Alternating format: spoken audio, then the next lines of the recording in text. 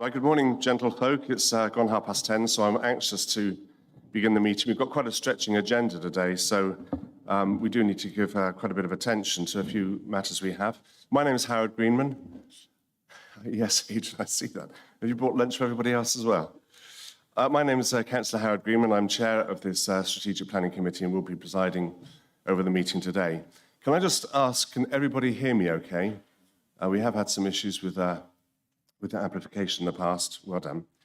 And talking of amplification and noise, can I ask please that all your devices are turned either off or to silent so we don't have interruptions there. Thank you. If there is a fire alarm, it will be real. So please exit via the two doors that you've come in through, and no doubt somebody from Democratic Services will show you out. I'd just like to make the point this meeting has been recorded and it is live streamed via the Wiltshire Council YouTube site.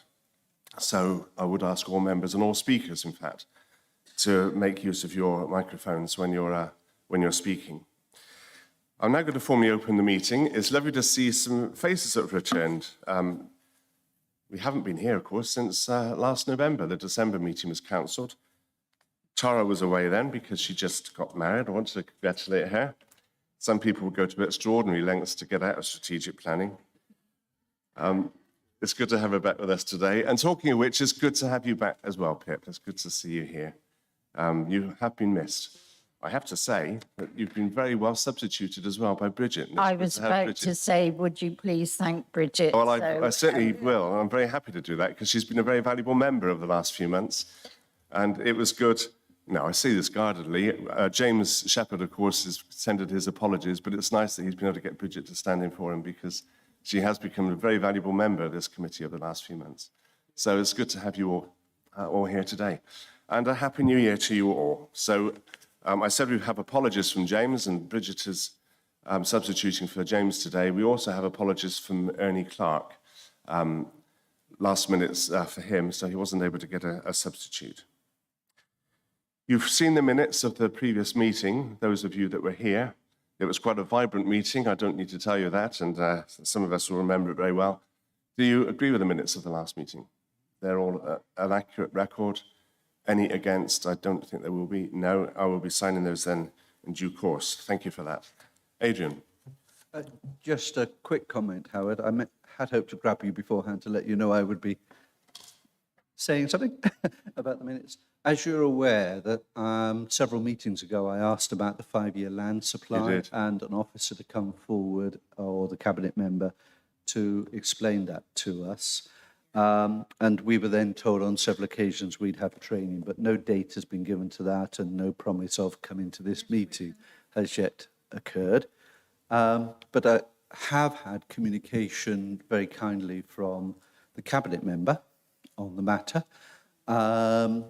And effectively, I won't read the whole emails. He's been in email conversation and I've not let the subject drop, as you're all aware. But this one's particularly to me, Pip. It's not been shared. But he's effectively saying that we don't have a strategy and that the developers are the people that are controlling the situation at the present moment. In that he even mentions he thinks they're doing this deliberately to put themselves in a stronger position with respect to non-allocated site developments, which is what we're wishing to do. And we were at 4.72. This was on the 3rd of November, he mentioned this. But he also went on to mention this is why it's relevant that a sort of fourth bridge operation is expected in Wiltshire and will be updated to the local plan. Obviously, we're waiting for the local plan for that to happen. But he also mentions the development that we will be discussing later as being a crucial part of us meeting our 5-year land supply. So at that point, it was quite poignant. So it looks as though we don't have a strategy as a council, and it doesn't look as though we plan to have one either. But that was the latest update I've been given. I will hand over to Andrew in just a minute to give a fuller response on that. I noticed you put your hand up, Pip, as well. Did you yes, I was going to suggest handing to Andrew because the rest of us, even though that reply was specifically to Adrian, we have all had a very lengthy response to that was circulated to everybody, I believe. Well, Tony's nodding, but I'm sure Andrew is the one who can fill us in on it. Yeah, well, I will ask Andrew to come back in on that. Thank you, Adrian, for that. I half expected you to come forward on that one, and we have had a conversation on this one. You will recall, of course, at the last meeting, which became quite vibrant, our former leader, pleased to see him here today, Philip, gave a very impassioned speech on the 5-year housing land supply. And after, subsequent to that, a number of us did write and make representations to MPs, et cetera, et cetera. I also engaged in quite a lengthy exchange to Nick, and it's good to have Nick, our Chief Planning Officer, here today. Nice to have you here, Nick, and I do thank you for indulging me with the exchange that we had on this score, and of course the meeting that we had on Teams afterwards. So it is in hand, the concerns have been taken forward, and they're very real concerns for each of us. I don't think it's quite accurate to say that we don't have a strategy. We do, it's just not easily won, but we are in a process. I'm going to hand over to Andrew just to flesh that out, if I may. Incidentally, I should say that I'm being ably assisted, to those of you who don't know me or know the committee, by Tara, Democratic Services on my left. Nick, of course, Chief Planning Officer, he'll be shaking his head and saying, what on earth are they doing now? And Sarah from the legal team. So just for those of you who don't know, that's who I'm ably assisted by, and of course, Andrew, Head of Development Services to my right, who I'm going to ask if he can just say a little bit more to Adrian's question. All right, to Nick, that's fine. Absolutely, absolutely. Thank you, Chair. I'll start off if that's okay, and Andrew may have additional things he might want to add in a moment. The 5-year housing land supply, clearly it's a sensitive issue and very challenging issue, and we're not the only council in the country who are facing these sorts of problems. There are many, many councils across the country who are wrestling with the same sorts of issues. And it's something that's very much on the national agenda at the moment. It's something that government's looking at, and you'll be aware that government is consulting on a new national planning policy framework. Quite radical reform, I think, is going to be on the horizon. And at Wiltshire Council, we are very carefully looking at that, and we'll be very much considering 5-year housing land supply issues as we prepare our response and see, what our position is in relation to that. And there's consequences for that in terms of our local plan preparation and other areas of work. So we need to think carefully about that position. And I think that sort of ties in a little bit with why we've perhaps not done a more full training or briefing with members in relation to 5-year supply. I know this issue did come up. I wasn't at the meeting, but Andrew has briefed me about this. This did come up as a discussion point and was raised last year. So it is definitely the intention that we do a training and a briefing and to update you where we are, and it'll probably be aligning with what our response is going to be in relation to the consultation on the National Planning Policy Framework. So I was going to suggest that we do that over the next couple of months.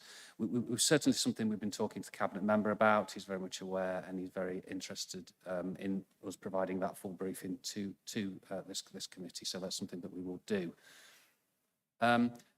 The other point was around the strategy for 5-year supply. Clearly, the council's role in relation to 5-year supply is only part of the equation, and it relates also to the speed at which our allocations come forward. And the delivery, of course, is in the hands of the commercial market as well. So we obviously need to work with our private sector partners and try and bring forward sites as quick as possible. But in terms of our strategy, clearly, we want to be doing as much as we possibly can to unlock sites and bring forward sites, and some are more complicated and difficult than others. But it's very much related to having an up-to-date local plan, and we are working very hard behind the scenes to make sure that we carry out the necessary work to bring that plan through to fruition as quickly as possible. And you'll be aware that we took a report recently through Cabinet about the local development scheme, so that sets out the updated timetable. So next summer, we're hoping to reach Regulation 19 stage, be going out to consultation, and then the following year, all being well, we'll be going through examination, hopefully have a new plan in place towards the next year sometime. So that's the intention, and when we get our plan in place, that will certainly allow us to regain back control over our 5-year supply situation, which is absolutely the priority for us. So that's where we are. So that is where we are in terms of the strategy, and our intention is all hands to the pump in terms of getting that work done. But it is complex. There's lots of evidence work that's going on behind the scenes. And yeah, we're confident we'll be able to hit the timescales that we've set out in the local development scheme. That's all I want to say. I don't know whether Andrew had anything to add, but that's all I want to say for now. Thank you, Chair. Thank you, Nick. I appreciate that. Okay, Andrew, yes, that's fine. Does that answer your question, Adrian? You're comfortable with that? There are those of us, of course, that would like to see the metric abolished completely, but to see where we go with this, that's where we are to date. Declarations of interest. Do members have any declarations of interest, please? No. Okay. Chairman's announcements. Well, there is one. Councillor David Vigar has asked that there be a visit, a site meeting at one of the next, or actually 3 of the next applications. They're probably going to be coming all together. I think that's a perfectly reasonable request. So I've said that I'm quite happy for us to do this. We don't normally have site visits. I think the last one we had was the quarry at Compton Bassett, you may remember. But I'd like as many there to be, many to be possible, as many as possible to be there. And recognise, of course, that that isn't a decision-making visit, it's a fact-finding mission. So you must regard it at that. But the visit is tentatively scheduled to take place on Monday, the 20th of February, from 10 a.m. to 12 p.m.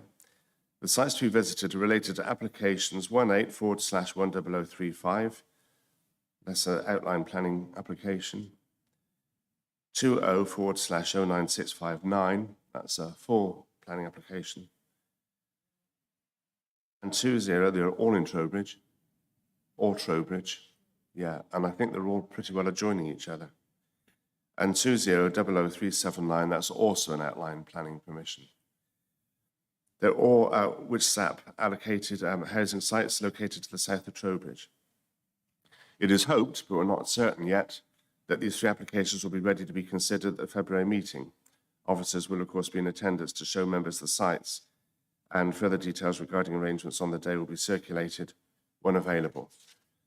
So please keep your diary free for that, and make yourself available, please, because Trowbridge is a hotbed at the moment. I don't need to be telling you that, and these 3 will be considered probably all together in one lump. And now we just want 10 to 12, yes, Adrian, yeah, on the 20th of Feb. Yes. As I say, Pip, I think they're all adjoining, so that shouldn't be too much of a problem anyway. For the benefit of the public, I now want to summarise how the items are to be determined today and how they'll be debated and how the public participation will work. So in a few minutes, I'm going to ask the planning officer to present their report and explain their recommendation, and they may invite comments from other officers if appropriate. I will then be asking members of the committee to indicate if they have any technical questions they wish to ask of the officers. I will then proceed to public participation. Now, I'm not too rigid on this, but typically I will allow up to 3 objectors and 3 supporters able to speak to each item for up to 3 minutes each. That said, if I do this, you'll know that I'm trying to wrap you up because I don't want to running on ad infinitum.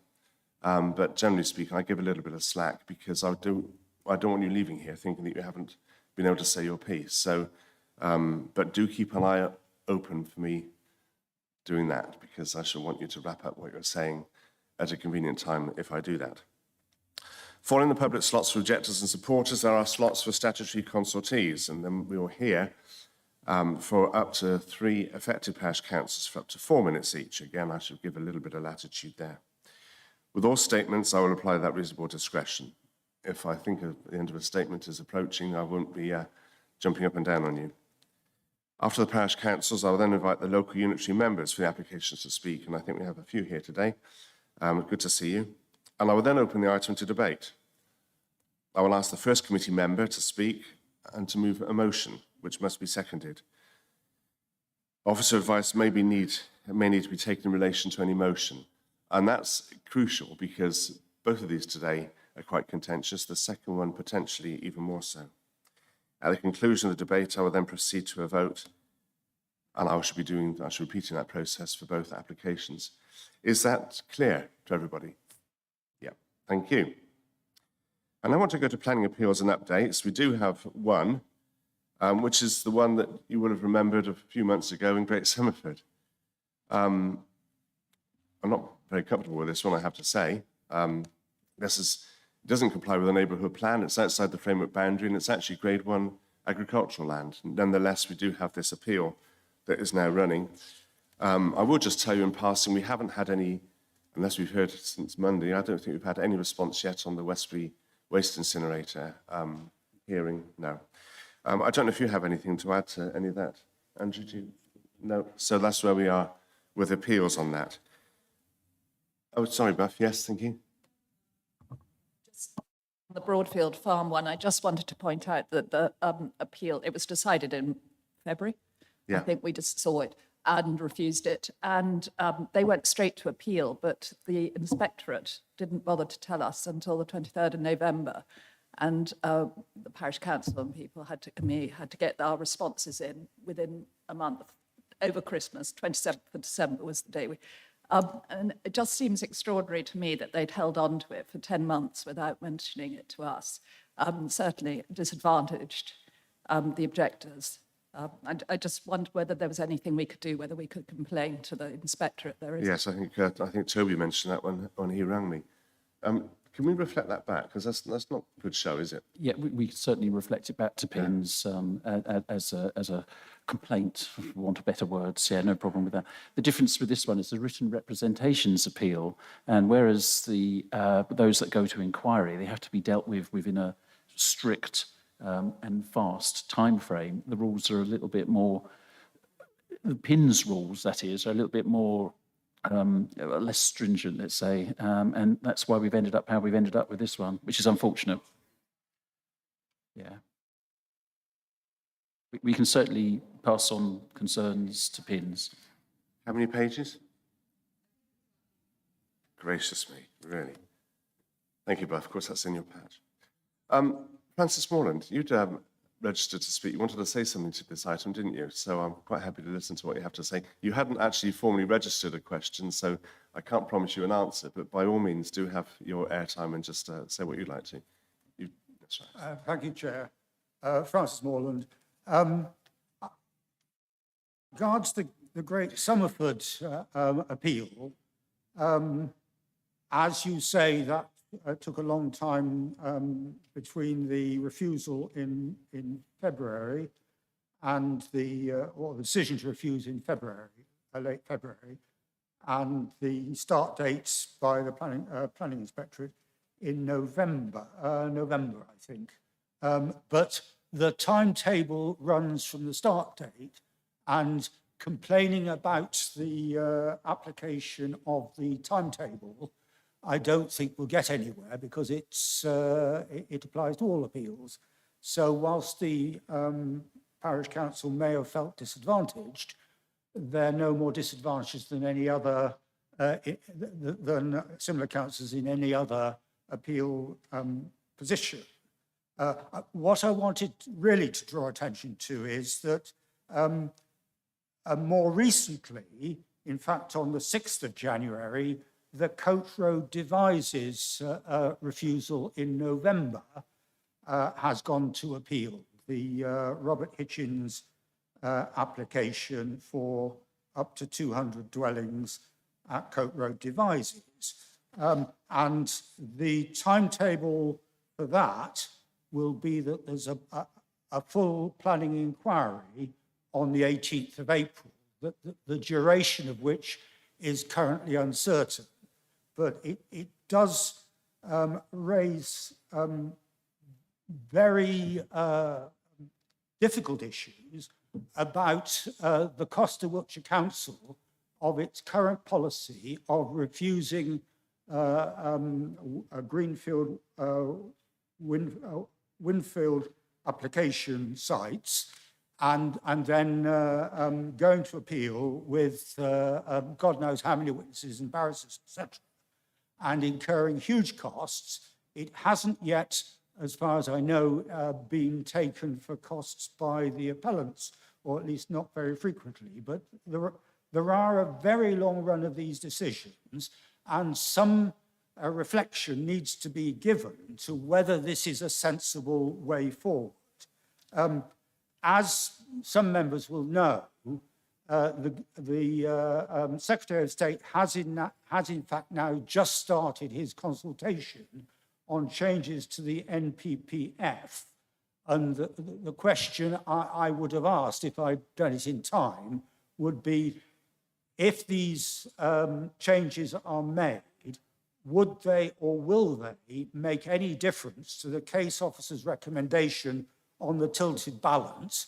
Because otherwise it seems to me that the Coates Road Devices application is bound to be refused if Wiltshire Council continue to fail to demonstrate its 5-year housing land supply. And that comes down to another issue that I've spoken repeatedly about, is that the difficulty here that Wiltshire Council will not change its methodology on windfall sites in its calculation of its 5-year housing land supply. And if it did, it seems to me more likely than not that it does in fact have a 5-year housing land supply. The difficulty is that the methodology in the NPPF on 5-year housing land supply assumes that local planning authorities have made sensible allocations in their development plan, and that will be the main source of the dwellings needed to demonstrate a 5-year housing land supply.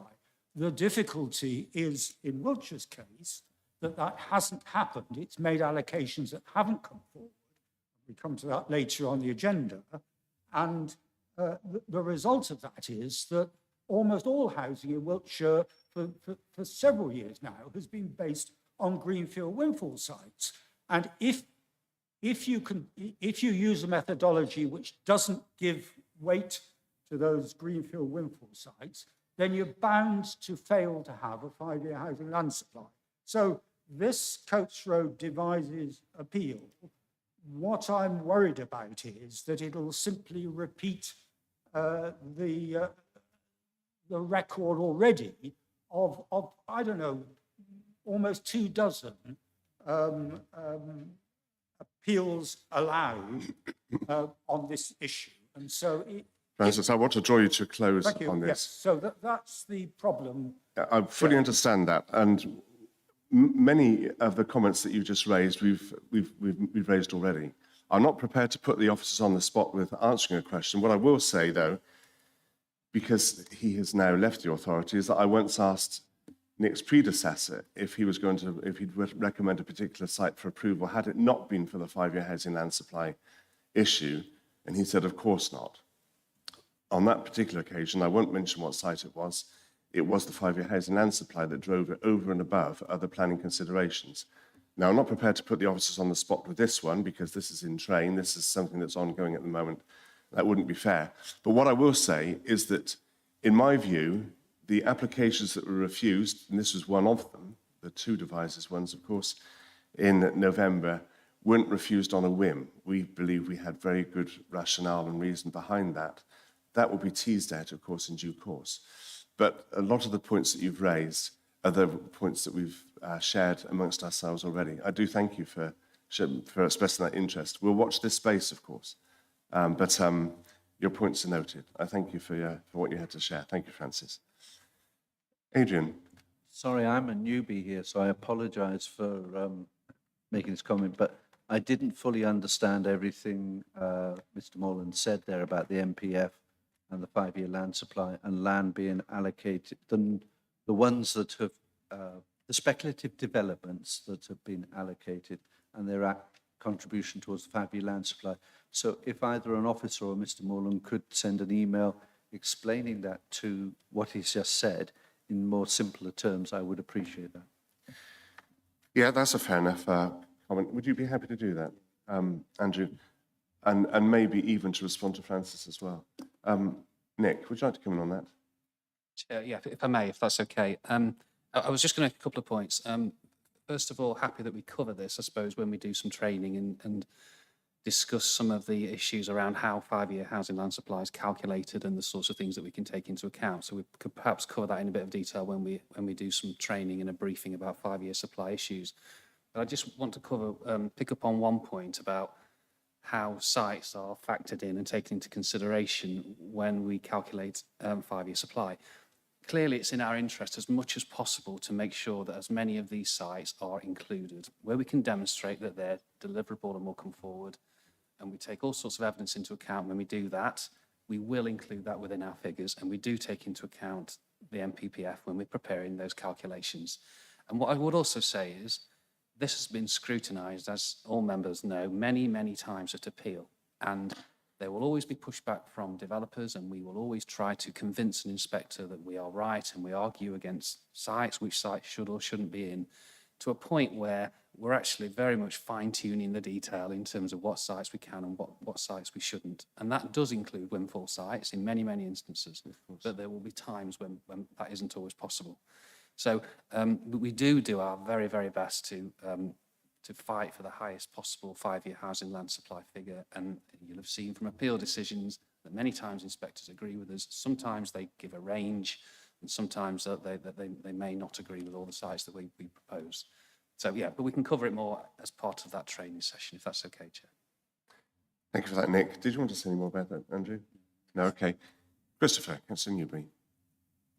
Thank you, Chair. Well, I on that particular point, I saw some correspondence about 6 or 8 months ago, I think, where spatial planning officers were admitting that they were very much erring on the side of caution with the figures for windfill sites, and that they thought that that was good practice. Now, maybe they think it is good practice, but I've always thought that we needed to look very closely at what other planning authorities are doing around those figures, and trying to establish whether we are wise in erring on the side of caution or not. And I never have thought that we are. Anyway, the question I wanted to ask, and I don't know the answer to this, and maybe someone can enlighten me, is that in the draft revised National Planning Policy Framework, which was issued just before Christmas, which has various track changes in it, one of the track changes is to delete the requirement for a 10 or 20% buffer, which clearly is one of the things that we have been suffering from in Wiltshire, because we not only have to meet a target that we ourselves are saying we can't demonstrate that we can meet, there also is an extra target built in on top of that. Now, I'm wondering whether somebody present can tell us whether that is a direct blessing, if you like, to Wiltshire Council in the way that it seemed to be when I saw it, and whether that will perhaps give the spur to, I mean, if you have to make up a gap, if you're in a race and you have to make up a gap of 10 inches, you kind of have a belief that you can do it. If you're in a race and you have to make up a gap of half a mile, it's more difficult. And I'm just wondering whether that particular change might encourage Wiltshire Council to work even harder. And I'm going off on a slight tangent, Chairman. It's always seemed to me, and maybe someone can comment on this, that where we've gone wrong in Wiltshire Council is that every time we have a really good, competent officer who knows what he's doing with demonstrating, doing all the hard work that needs to be done to demonstrate the chapter and verse of the five-year housing land supply, that officer seems to get a better paid job somewhere else. And I kind of wonder whether we're putting enough resources into this. But I mean, that's probably, I'm not sure if I ought to be saying that in public, but I'm just wondering whether it's something that we need to think about. I've raised that last point myself only fairly recently. Did you want to come back on that one, either of you? Well, it's the thing about the buffer zone. It's the Is that buffer, a yes, of direct course. benefit to 10 or us in the 20, way I that think, it seems to be? I think the one we're working to at the moment is 10, but Chair, I don't think I know the answer to that one. That's something that we are giving some thought to, and the team are looking at that as they are all the proposals. So I wouldn't want to speculate, but that's something that we can come back to you on and provide that briefing in due course. Okay, fair enough, Chairman. I mean, I look forward to getting the answer in due course, but it seems to me that we don't need to speculate about whether, you know, how directly relevant that particular change is to us. If of course, it is finalised when the final version of the NPPF is published after the consultation. But I would have thought that somebody quite senior, maybe Clarissa, maybe somebody quite senior could look at that quite quickly and urgently and work out what the answer is. Can I ask that particular point be noted then? Because I think that's a very valid question. We need to come back on that. Now, as per, we seem to be spending more time discussing the agenda and doing the preamble than we are the planning applications. So we really ought to try and get into the first application. So on that note, I'm going to hand over to you, if I may, Andrew, on 7A, Purdes Farm, Wood Lane, Braden. Thank you.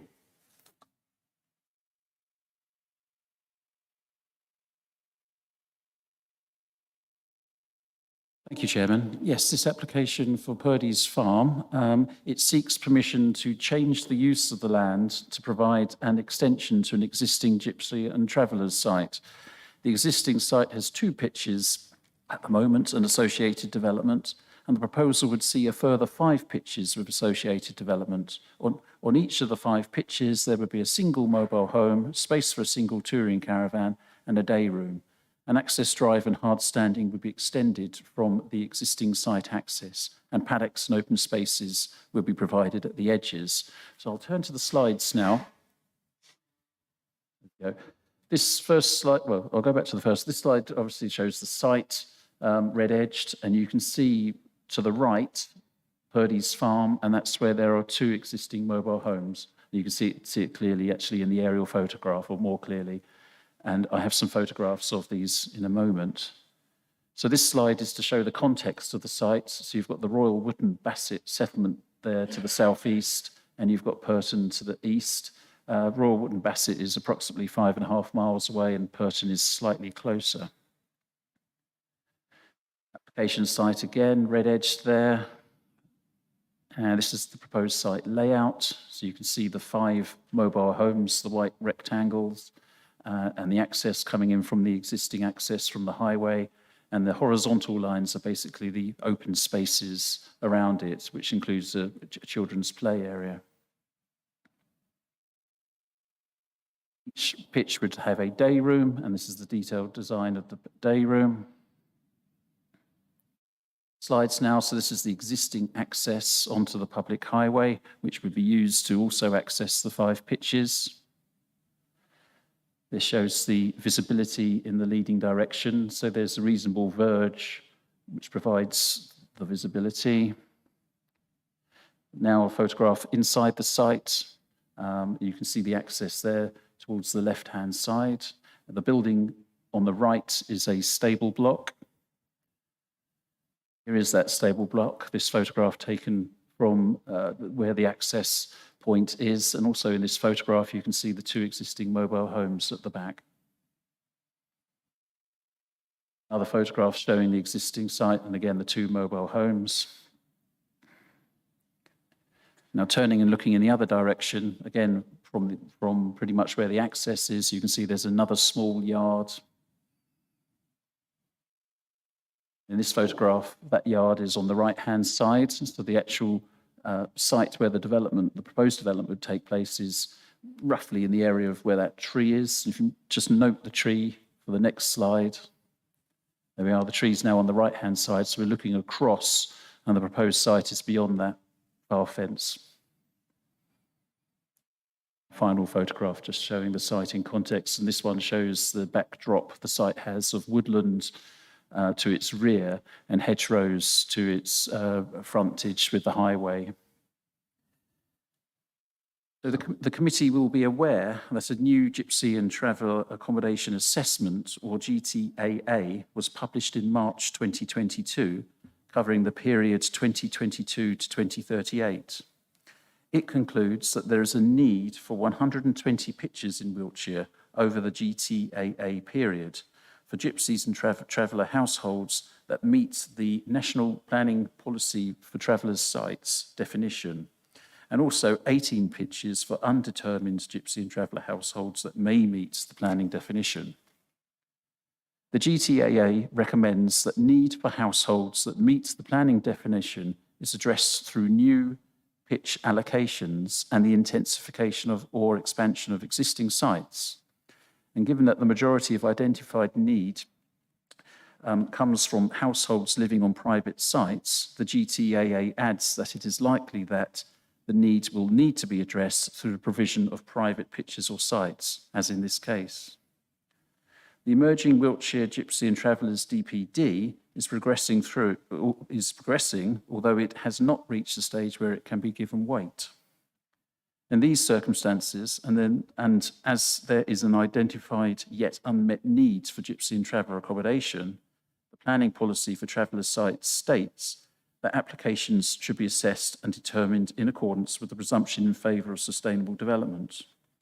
More specifically, the PPTS states that the following issues should be considered, and they're A to E. So A, the existing level of local provision and need for sites is considered.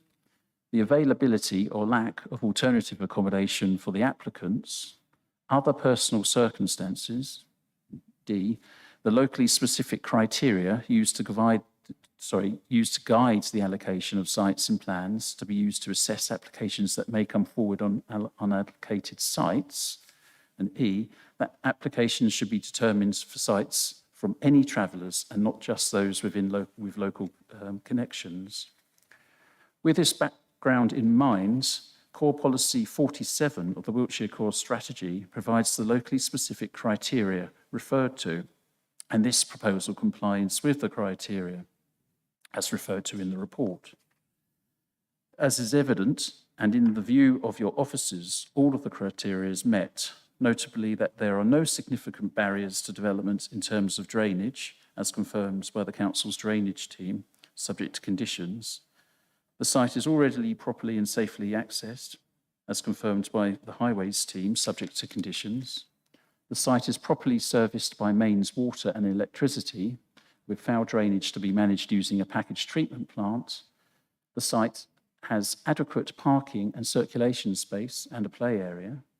The site is located reasonably close to existing settlements and services, as are the existing 2 pitches at the site. And the site will not have an unacceptable impact on the character and appearance of the landscape and the amenities of neighbours, being largely screened and sufficiently separated. So accordingly, in the context of the demonstrable need and the compliance with Core Policy 47, the recommendation is to the committee is to approve, subject to conditions. And I should have said as well, there has been a late representation which has been circulated, and that was from Mr. Rawlings of Park Farm. It doesn't add anything which isn't already covered in the report. Thank you, Chairman. Andrew, is Ed Rawlings here? No, okay, well, we have received his late representation, so I thank him for that. And as Andrew points out, that has been covered fairly comprehensively in the report. So I'm going to invite members of the committee, please, to ask technical questions. And we start with Bridget. Yes, please, Councillor Wayman. Thank you. Just looking at the site map, because you have, if you go back to one of your drawings, on that, well, that one, does that include the whole site, which is done in blue as well as red? Yes, that is the blue and red edge sites. The red edge site is pretty much the area with the diagonal hatching and the play area. And the blue edged areas is then the paddocks beyond, one to the front, one to the rear. Oh, that's okay. And there was a photograph as well of the road, the highway with the waste bins outside.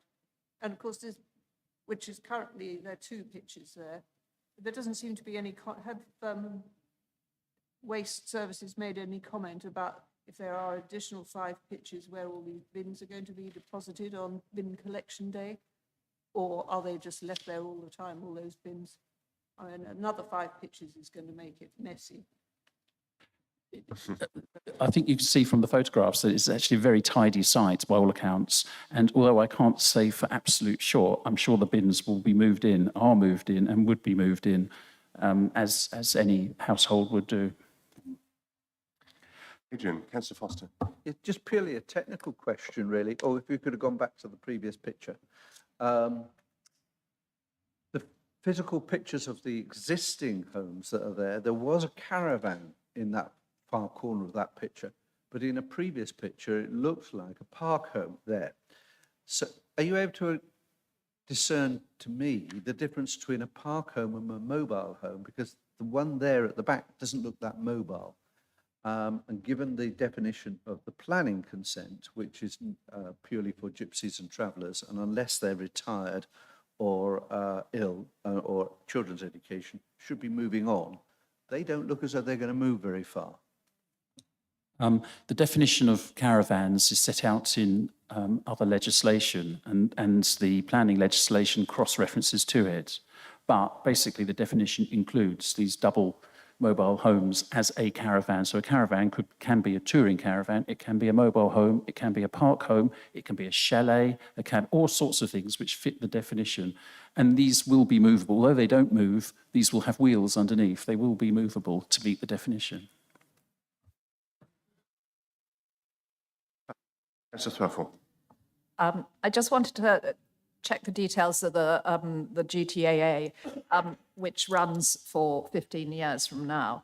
And there are 120 new pitches considered to be needed, plus 18. But that's over the whole period and over the whole county.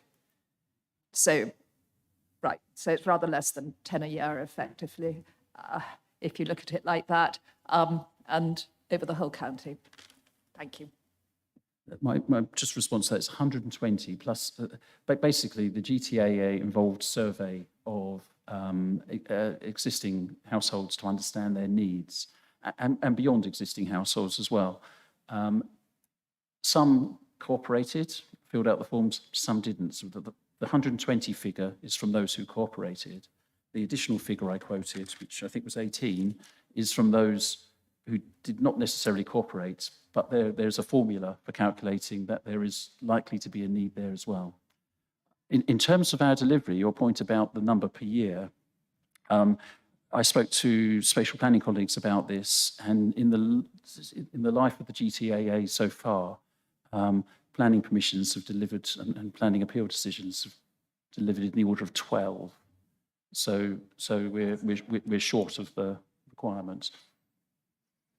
That's 12 for the first year, isn't it? So of the 16 year, it would have been. Okay, and then by identified need, it's people's comments that they'd like another pitch rather than actual investigation.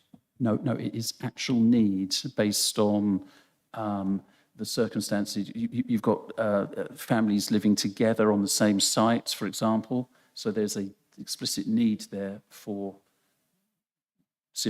children or whatever to have their own sites.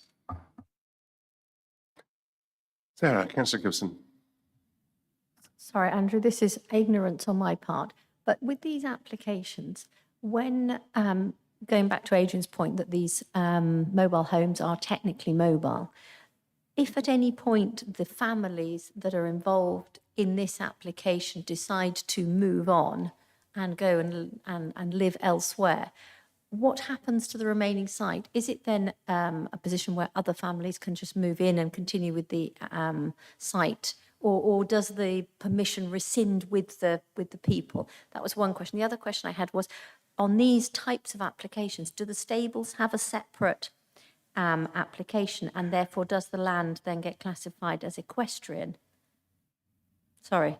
Yeah, no, it's a good question. The planning permission runs with the land, so as with bricks and mortar housing, if somebody moves on, the house stays for the next person. So the planning permission would run with the land, so the next gypsy and traveller household could move in with their mobile home.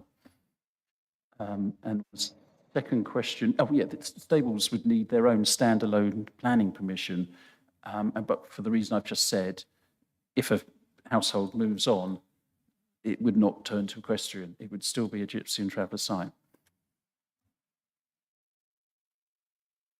Okay, any more questions? But just before I go to our speakers, I just wanted to add my two pennyworth. I led on the GTAA in North Wilts District Council back in those heady days when Dick Tong was the leader there. And I remember then we had woefully underprovided, as we have today, on these traveller sites. At the time, in North Wiltshire, we had the North Wilts, we had Salisbury, West Wilts and Kennet. North Wilts had to provide the most sites. It was 24 at the time. simply because if those that already were in sites in North Wiltshire were asked where they wanted the sites, well, clearly they wanted it where they lived because that's where the family was. And I think at the time it was 24 in North Wiltshire, it was something like 14 in Salisbury, and it was one of either Kennet or West Wilts didn't have to provide any at all because there were no travellers living there, so they didn't want anybody else there. And of course, the North Wiltshire has the M4, which makes it a little bit more popular. So it was a little bit finger in the air stuff, but it wasn't a pure science. That's how it was calculated at the time. But we're going back a few years now because that was North Wilts District Council. We'd underprovided then, we've underprovided now. So it's something we do have to look at and have a very fierce focus on. And that's why we have this application before us today. Well, in the absence of any more questions, I'm going to turn to our first speaker, if I may, to Simon Rushton, who's the agent.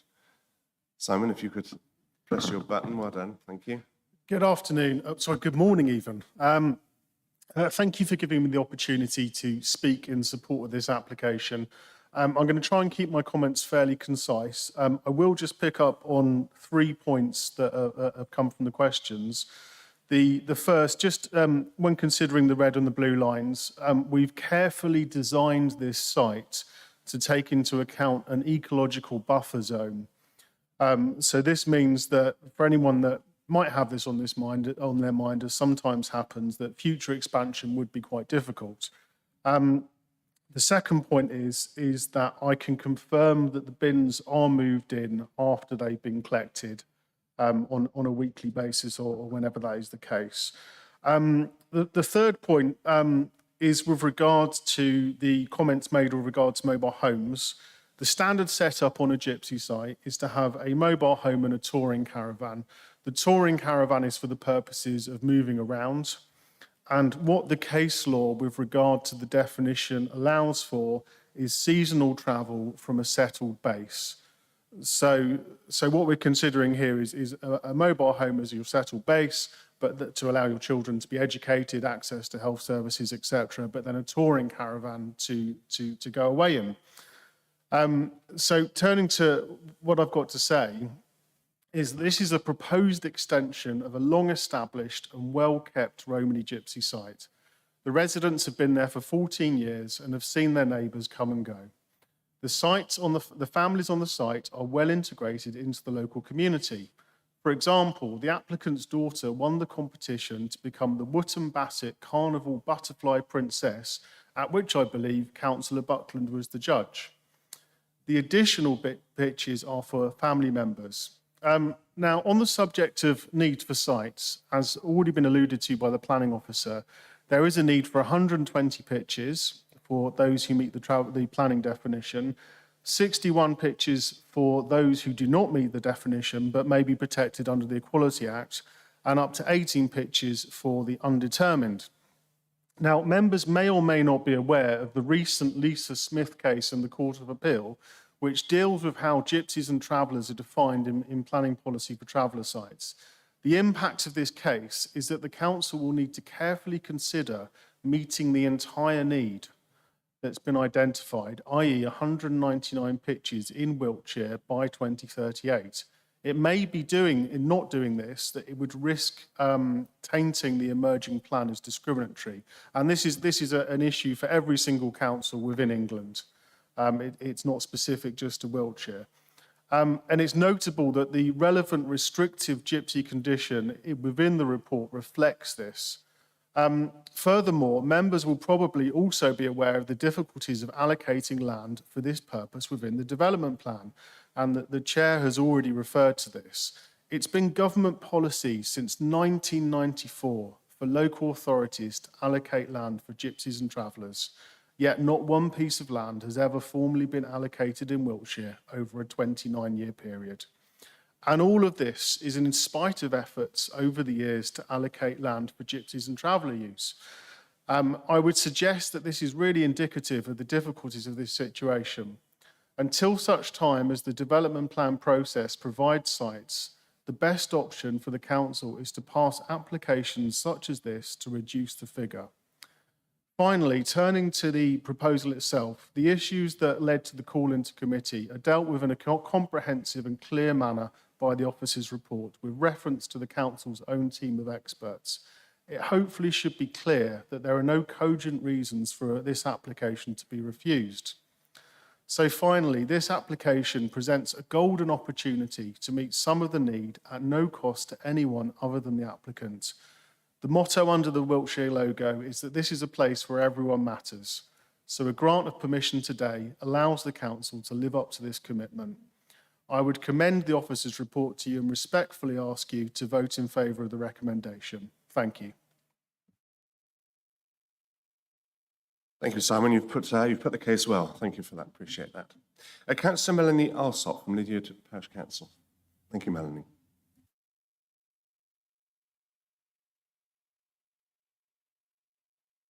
Is the right-hand side one?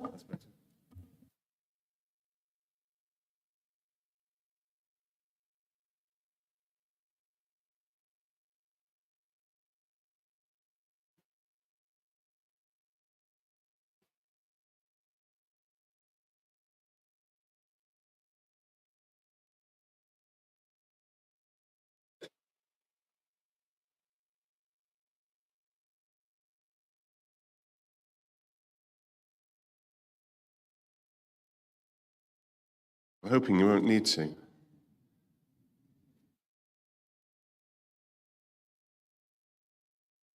Come here if you like. This one's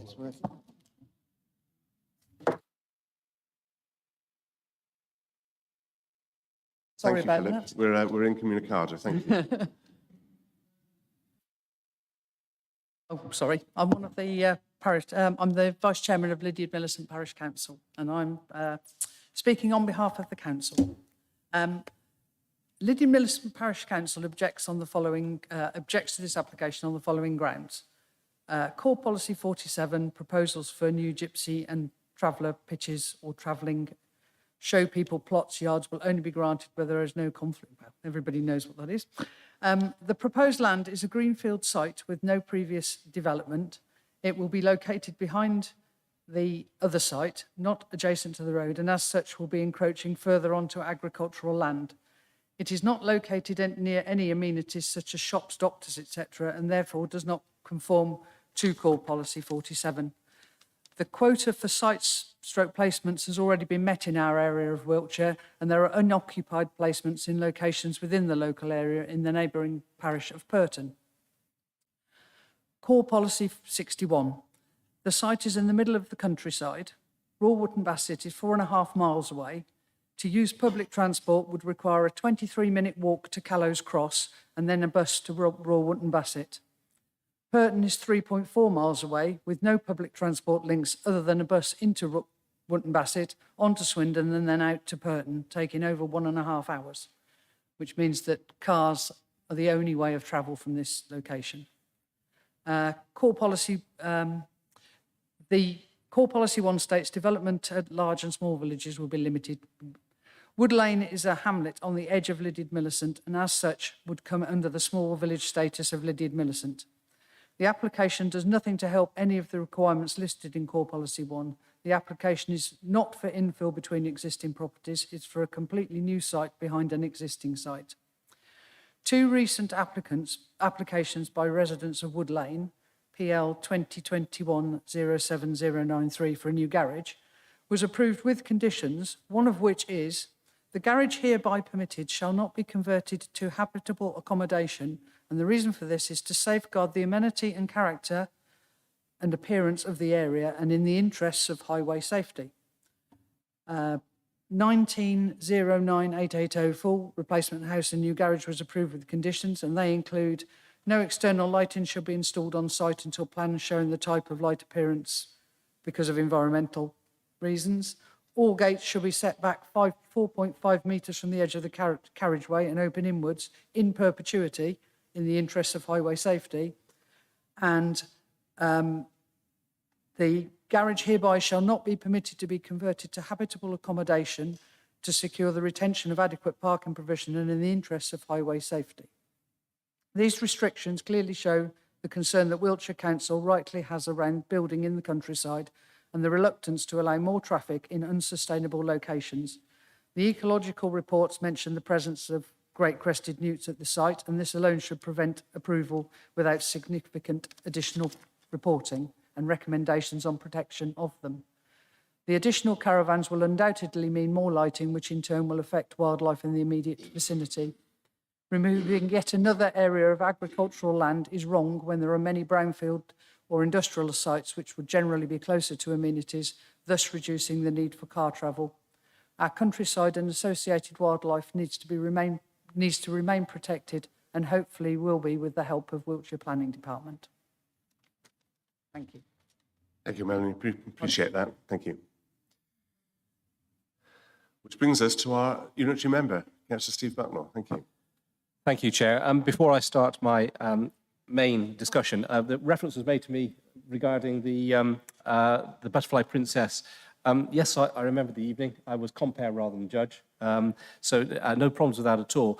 And really, that sort of emphasises a very important point, that this is not a personal thing. This is not about individuals. This is about, as we've already heard, if consent is granted, this consent will run with the land. This is a land thing, not a personal thing. And that's very important to understand, that whereas the existing occupants of Purdis Farm are fully integrated and good neighbours, they may not always be there, and so we have to judge this on the basis of a planning application which will run with the land, which is not personal.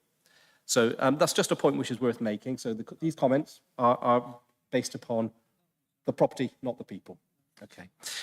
So thank you, Chairman and members. I'm afraid I do have a fair bit to say, and I will keep an eye out for your wiggling hand, but I will try and go as quickly as I can.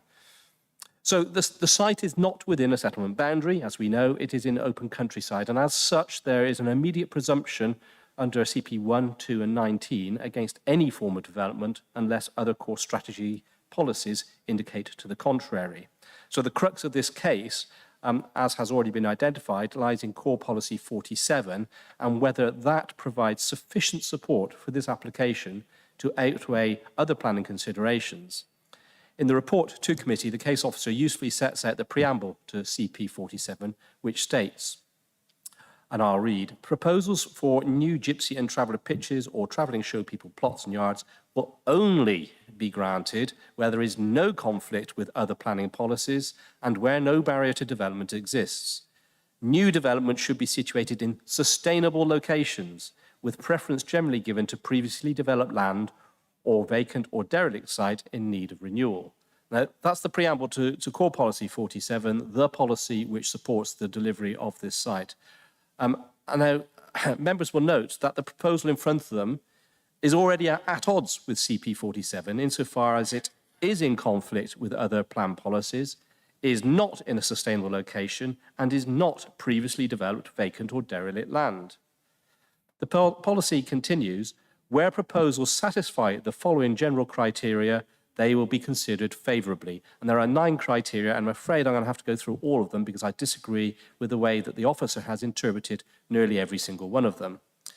Those 9 requirements have to be met for the proposal. They start with number 1. No significant barriers to development exist in terms of flooding, poor drainage, poor ground stability, or proximity to other hazardous land or installation where conventional housing would not be suitable. Now, in response to this, the case officer's report reads that it is of note that several comments received during the public consultation highlighted drainage and surface water flooding issues in the locality, which is true.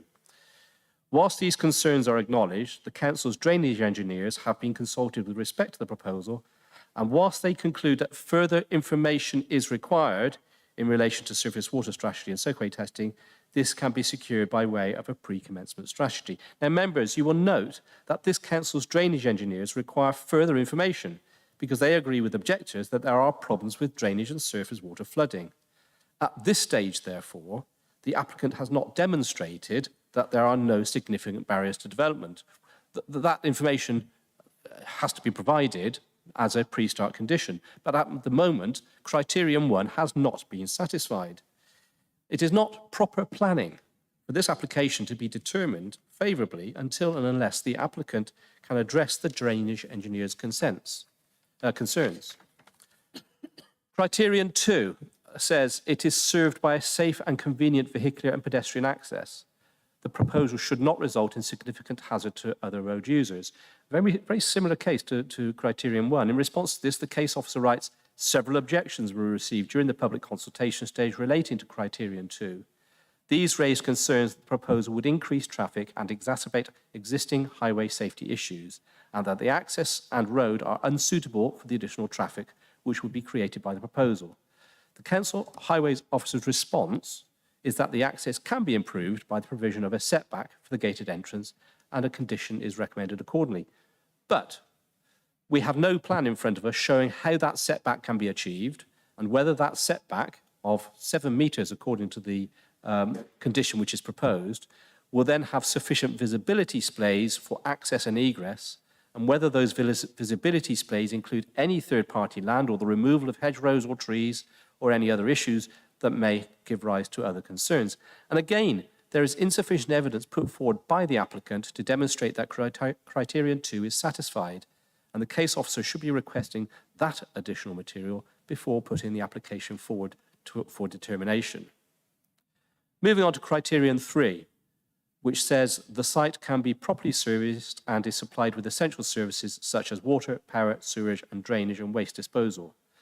The officer's report states that the application site is directly adjoining an existing Gypsy Traveller site, and there are therefore existing essential services on the wider site which can be utilised.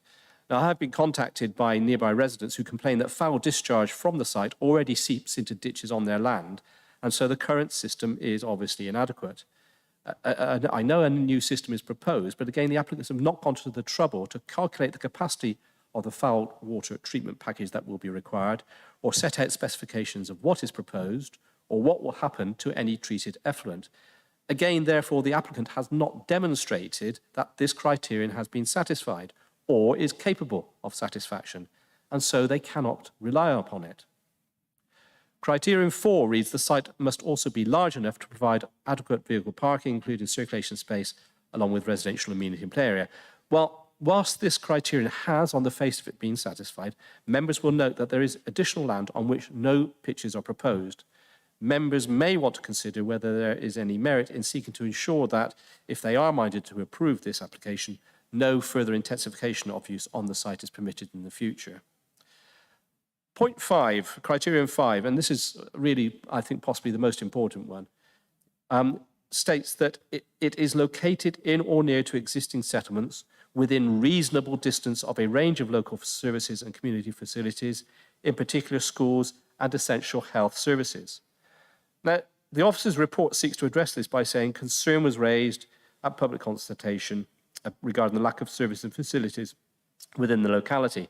However, the application site is not significantly distant from the market town of Royal Wootton Bassett, which the officer says is 4.4 miles. We've just heard that apparently it's 5.5 miles. The large village of Purton is 3.4 miles away, and the small village of Lydia Millicent is 5.6 miles away. The officer believes that that means it has reasonable access to local services and a local employment base. He also then finishes that comment by saying it is also material that the planning application site adjoins an existing Gypsy Traveller site. Now, I would question why that's material. Why is it material? The officer doesn't say why it's material, and bear in mind that the original Gypsy site here, the 2 pitches were granted well before, in 2008, well before CP47 came into play, and all the requirements of CP47 came into play. So I don't consider the fact that there are 2 pitches there to be material in this regard. So this criterion 5 is the main area of concern, and I urge members to consider whether they agree with the officer that this site is in a location within a reasonable distance to services and facilities. In seeking to satisfy this criterion, it should be necessary for the applicant to set out what steps they have taken to identify and promote sites which are closer to existing settlements and services. No such sequential site search has been undertaken, and there is nothing in the application which indicates that the applicant has made any effort to find a site which better meets the criterion. The only locational criterion this site seems to satisfy is that it was already in the ownership of the applicant, which is fair enough, but it doesn't satisfy CP47. Bear in mind that there are no bus services, as we've heard, within the locality, and the only way residents of this site could access shops and essential facilities like schools, healthcare and welfare is by private motor vehicle. Even cycling would be challenging given the lack of cycle paths and the very steep and narrow roads leading to Purton. It is in fact difficult to think of a less sustainable location for this use. The proposal therefore falls foul of the aims and specific policies of Core Policy 60, Sustainable Transport, which, to remind members, states the Council will use its planning and transport powers to help reduce the need to travel, particularly by private car, and support and encourage the sustainable, safe and efficient movement of people and goods within and through Wiltshire. This will be achieved by, point 1, planning developments in accessible locations. This is not an accessible location. We fall foul of Policy 60, CP 60, if we grant consent to this. Moving back to CP 47, Criterion 6 states it will not have an unacceptable impact on the character and appearance of the landscape and the amenity of neighbouring properties, and is sensitively designed to mitigate any impact on its surroundings. Now, the officer states that the application site is surrounded by mature hedges and planting, and it is considered that views to the proposed area of development will be limited, and the development would not be visually prominent from the wider open countryside. In addition, although the proposed site would be partially visible from Wood Lane as a result of the access, it is considered the proposed pitches and associated developments, when viewed, would read with the existing pitches on the application site. As such, and this is important, the proposal would not appear wholly out of character within its setting and would not be harmful to the landscape or visual amenity of the locality. Therefore, the officer's report acknowledges that the pitches would be visible and will be somewhat, if not wholly, out of character within its setting. In other words, the report acknowledges that there would be a landscape impact. However, the application is not accompanied by a landscape impact assessment, and there is no reference anywhere in the application to measures specifically aimed at mitigating landscape impact. The criterion has obviously not been met because there will be an impact on the character and appearance, and because it has not been sensitively designed. In fact, there is no reference to any attempt to take any landscape impact into account in the design. Point 7, criterion 7, adequate levels of privacy should be provided for occupiers. Well, this appears to be the only criterion of CP 47 which the application is wholly compliant with. Point 8, development of the site should be appropriate to the scale and character of its surroundings and existing nearby settlements. Now, the proposal is for 5 additional dwellings, each to comprise a mobile home, a separate day room, and a pitch for a mobile caravan and other vehicles. Including the 2 existing pitches at Purdey's Farm, there are only 15 dwellings along this approximately 2-kilometre stretch of Wood Lane. This proposal seeks to increase the number of dwellings by 1/3. Wood Lane is characterised by well-spaced, low-density detached and semi-detached dwellings. This proposal would introduce a development of much higher density and does not therefore fit in with the grain of development in this locality. Criterion 9 relates to river quality, biodiversity and archaeology, and there are no relevant designations to apply, so I won't address it. I've nearly finished, Mr. Chairman. The officers report that the proposal complies with criterion 1 to 8 of CP 47. I contend that for the reasons I've stated, it simply does not comply with 1, 2, 3, 5, 6 and 8 of CP 47, and that the officer's assessment is not balanced, and that the applicant has failed to provide sufficient evidence to demonstrate that the proposal satisfies the criteria as required by the policy. Turning finally to the need for additional gypsy and travellers pitches, our own spatial planning officer has pointed out that the GTAA identified at most a need for only 2 pitches at Purdey's Farm, so there's not even a need argument to support this proposal. The need argument is, in any event, just one material planning consideration. And as we've already heard, the GTAA runs to 2038, so it's got 15 years left to go, and we're already on track, and that's for the entirety of Wiltshire, not just for this small part of North Wiltshire. Therefore, I urge members to refuse this application because it is contrary to core policies 1, 2, 19 and 60, and fails to satisfy core policy 47 criteria 1, 2, 3, 5, 6 and 8. Thank you, Chair. Thank you, Councillor Bucknell. Do you have any responses to that, please, Andrew? Thank you. Yeah, the committee's attention is drawn to the responses to the application from consultees, none of which object. So that's statutory consultees. So notably, that's the highways officer, the drainage officer, and the ecologist. Their objections are subject to conditions being imposed. And of course, imposing conditions to deal with matters such as landscaping or improvements to an access, that is standard. Likewise, to provide a drainage screen, that is a standard approach which the planning legislation says is acceptable, and that obviously has been used in this case. We do not need to see or have that information in advance. It can be dealt with by condition. In terms of the relationship with settlements, what the National Planning Practice for Travellers, Planning Policy for Travellers Sites states is that gypsy and traveller development is not inappropriate in rural areas.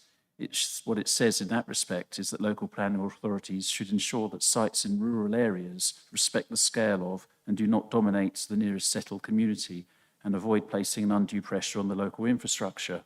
And this proposal complies with that requirement. So the fact that this is not in a settlement or not necessarily on the edge of a settlement is not a reason to resist it as a matter of principle. Thank you, Chairman. Thank you for that, Andrew. I noticed that one of the issues that was raised by Councillor Bucknell was that of discharge of foul water and sewage, etc. That's obviously a concern at the moment. That is conditioned, condition 18. Is there any way that can be tightened up at all, particularly if there's an issue there at the moment?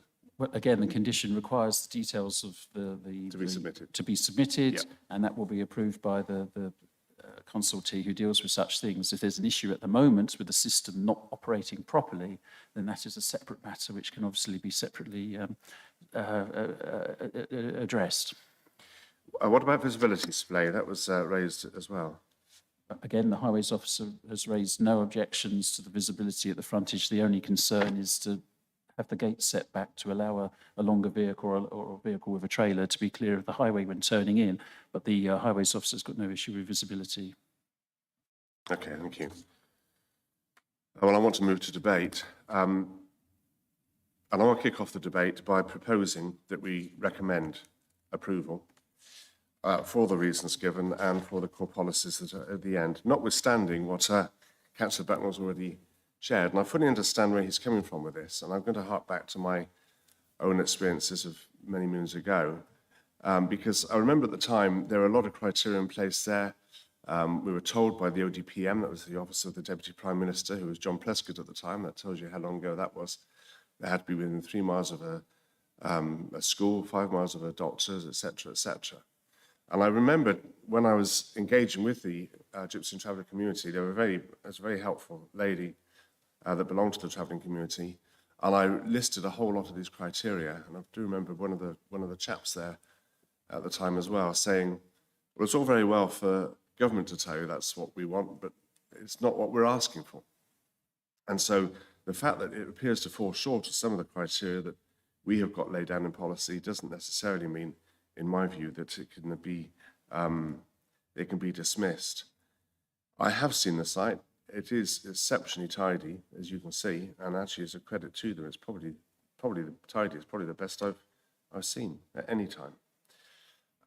So, by means of kicking off the debate, I would like to recommend that we approve this, and I've already got a seconder with you, Tony. Thank you, Mr. Trotman. So perhaps we can. Adrian, you put your hand up. Did you want to say something? Yeah, okay, I'll come to you in a minute. Tony wants to speak. So this is by a means of starting the debate. So thank you, Tony. That was only because yours was on, I think. Thank you. No, I'd just like to start with accepting the officer's recommendation, obviously, through you, Chair. The Lydiate Millicent Parish Council suggested that, talked about other planning developments in that area that have been allowed. And just to suggest that, well, not suggest, but just to say that there's a different planning criteria to those that dwell in bricks and mortar, and permission, with permission rather, and those that are of Romanian traveller families, you know, which we deal with under Core Policy 47. Councillor Bucknell, quite rightly, has brought to us all the items in Core Policy 47, and each of those, as I was listening to him, writing it down, looking at the conditions, each of the conditions are acceptable through the case officer's working presentation. Each of those with the draining conditions, the highway safety issues, the services. One thing which is of difficulty, I suppose, which he's put to us, is the sustainability. But we have been assured, looking at the actual mapping, that there are adequate services within a certain mileage that gives us the credence that the already pitched sites that are there and the families have lived quite comfortably and carefully since, I think, 2008, I believe Councillor Bucknell mentioned, which to my mind proves that this is a sustainable site. The acreage that is shown on the plans certainly seem to be adequate for 5 pitches. What we're looking at really, there has been identified, 2 pitches have been identified by the GTA. And what we're looking at is perhaps an addition of 3 sites. So the total of 5 have been put to us. And the acreage and the way I've seen the plans sort of laid out seem to really concur with the recommendation. So I've got no doubt that this particular site can go forward. And that's why I've seconded it, Chairman. Thank you. Thank you, Tony. No, I wasn't pressing mine when you beeped then. I don't know what's going on there. Yeah, Councillor Bucknell put the cases very well. There's no question about that. But I'm going to use the old phrase tilted balance again. I think the tilted balance is in favour of approving this. Councillor Foster, Hadrian. I was just putting my hand up to say I'd like to second your motion, and I agree with everything you've said, and Tony, and I understand where Councillor Bucknell's coming from, but I think the officer's report, he should be commended on being very concise, very accurate, and as you say, balanced in its approach. And as long as the council and the local plan doesn't allocate appropriate sites for gypsies and travellers to meet our national requirement, then we are duty bound to accept applications and consider them on a full and open basis for private ones, as we do with private renting, because the government doesn't provide sufficient private social housing. So we are duty bound to consider favourably any of these applications, and this site, as you say, it's probably one of the neatest and tidiest, and I'd like to say, I'd like to see some of our middle-class housing estates looking as well prepared and well managed as this. And so I see no reason why we shouldn't commend this. Yes, thank you for that. Yes, just taking your point, I think that Simon Rushton, the agent, mentioned that we hadn't done anything in 29 years. And actually, the sad fact is that is the case. We were starting to get to grips with it in North Woods District Council, then Unitary came along and suddenly, somehow, all sort of fell away again. So we really have got to get to grips with this. And the good news is that actually, within the local plan, we are quite focused on getting this issue sorted. But at the moment, that is the main driver, even in the light of the very cogent and very strong arguments that Councillor Bucknell's put forward. Well, I would expect him to, and I thank him for it, but I think you're right. Councillor Wayman, Bridget, please. Thank you. Thank you, Chair. I am a little concerned about the blue line and the red line. Now, the applicant's agent said that the land within the blue line was going to be an ecological buffer, but we have no control over that. We cannot impose any conditions, can we? In theory, you can impose conditions on the blue line, but the red line is what's important here. That is the application site. So nothing can really happen outside of the red line. So there's not really a need to control. Okay, well, I would just like it minuted, make sure it is minuted. It was noted that the applicant's agent did specify quite categorically that the land within the blue line was going to be an ecological buffer. So add an informative which deals with that to, Yes, to make it if we clear. could, I think. Particularly, I mean, one cannot speculate, of course, and the GTTA did mention that this site would require only another 2 pitches, and we are expanding, was it 2? So there will be an additional 3 over and above need. One would not particularly like to see any further development, particularly when it has been mentioned that that will be an ecological buffer. Thank you, Bridget. Yes, can we add that as an informative? I'd be happy to propose that. Pip, Councillor Ridout. Thank you. Just a point of clarity, because obviously I was on West Wilts, which answers your question. We have 4 sites, all of which have been greatly expanded. So I think it was West Wilts that was the one for your question. And of course, I've been on Western Area Planning before Gypsy and Travellers were transferred to this committee. Can I have some clarity, please? Because I understood that all Gypsy and Traveller pitches, sites, whatever you want to call them, and whether it's caravans or mobile homes, had to be within 3 miles of all the amenities, hospitals, doctors, schools, etc. And that's what worries me about this, because we've heard it's anything up to 5.5 miles away. Obviously, that is a very narrow, dangerous, it doesn't look like there's any pavement, so they've got to get to, a car is the only use. But I just wonder, has that changed? Because we were certainly told on one application that because it wasn't within 3 miles of a doctor's surgery, that it couldn't be permitted. And this is in my own area. I just seek clarity on that. Did it change in the 3 years that we've not been? Maybe that was an old West Wilts policy, I don't know. But there's no such policy or requirement laid down in a local or national policy now. Oh, right. It's just around the issue of sustainable development.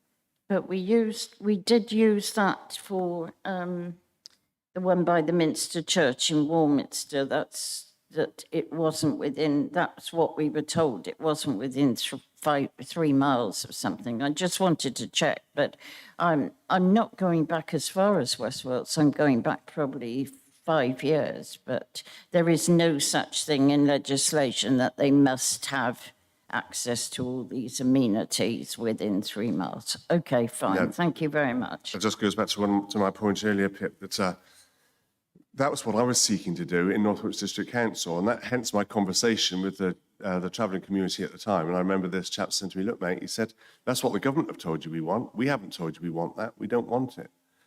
And so we couldn't enforce it. We couldn't impose it because it's not what the community themselves were asking for. So in actual fact, that was an aspiration, but it fell away as a policy. So it's no longer enforced now. It's not something that we can abide by as much as we thought it was laudable at the time. Buff, Councillor Thruffle. Yes, my concern is that a highway officer does make an objection in terms of unsustainability of the location. And while it is a beautifully kept site, I completely agree. I know that houses along that, or proposals along that little strip of road, which is very rural, have been turned down because they would be an unacceptable built environment. You know, a bungalow about 2 plots down was refused, which was replacing an existing greenhouse because of that and because it was unsustainable. It just seems that if this was a 5-house new housing estate on this tiny little lane, there's just no way we'd even be considering it. And that is my concern. I think it'll cause a great deal of resentment among the near neighbours that this is being allowed. Yes, sadly, of course, different policies apply. And that's the bottom line there. Yeah. Sarah, Councillor Gibson. I just want one further question. I'm sorry to keep harking back about the stables, but I noticed that, and I have had a search, and I can't seem to find any planning application for that stable block. And one of the reasons I was looking for it is that quite often when we do grant permission for stables, which therefore presumably have horses in them, those stables also have within that application a specific amount of land that is for recreation or whatever it is that horses are supposed to do. But it's usually included, and I'm slightly concerned that there isn't any mention of that in any of the information. If there are horses stabled in that land, which presumably if it's a stable block there are, then where are they grazed if this other field is converted into dwelling space? Is there a proposal for more horses on site, and does the applicant have other grazing spaces for it, and why isn't there a permission for that stable block? On the history of the stable, I don't know, I'm afraid, what its circumstances are, and I don't know how it's used either. However, on the assumption that it's used as stables, there is other land behind the mobile homes on the, if I go back to the plan. So there are other paddocks. You can see the existing mobile homes on the right there, and there are other fields and lands there. So one assumes that would be available for the grazing of horses. On the question of the lawfulness of the stables, as I say, I don't know whether or not it has planning permission. That's not strictly relevant to the application we're looking at now. But in any event, it's likely it's lawful development now, regardless.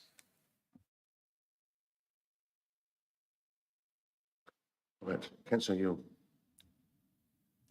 Yeah. I'm just looking at that slide that you put up. It shows a pond in the bottom left-hand corner, which is outside both the blue and the red area. And the previous planning applications included an application and approval for a pond. So does that mean to say that the previous application that was approved for the two pieces of accommodation, mobile or static, actually included that area? So it's been actually reduced in size, so that application is now hasn't been complied with? I don't know the answer to that question, but I think what is important for the purposes of this application is that the ecologist doesn't object. So whatever the status of the pond, this proposal has the support of the ecologist. Sarah, you're coming back. Robert, because I happen to have the page open, I can tell you that the pond, I think I'm right in saying, the pond that you can see to the bottom left is not the pond that the applicant applied for. The pond that is part of the application that was for the mobile homes is actually sort of almost due south of where the existing mobile homes are and isn't marked on that plan. I have no idea, but it's part of a different application and a different ownership.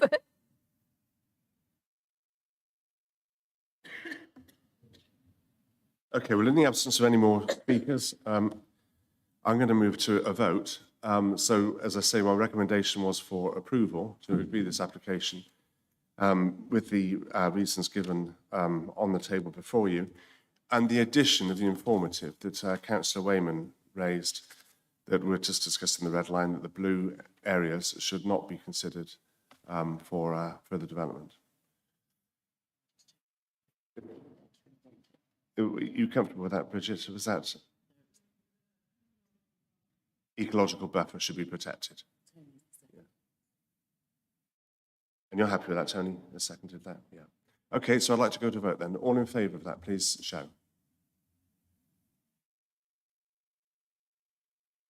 Okay, thank you. And any against? 2 against. So that has been carried. Thank you for your time. And thank you all the speakers too. And thank you, Councillor Burton. Thank you, Steve. Does anybody need a comfort break at this point? Press on.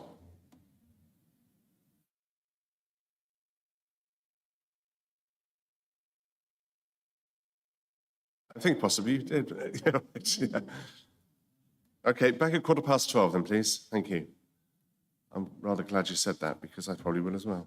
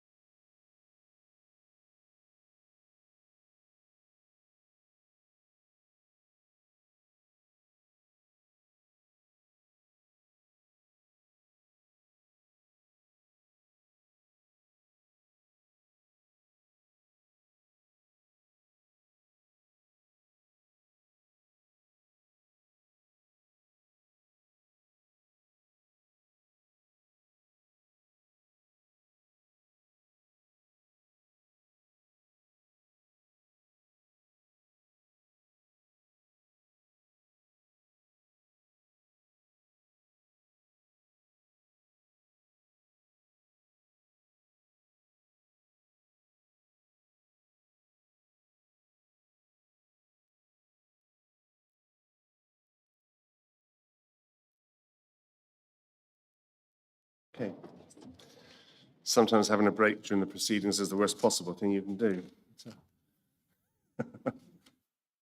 It's good to see you back. Well, we're getting to another item, probably the stickiest item on the agenda today.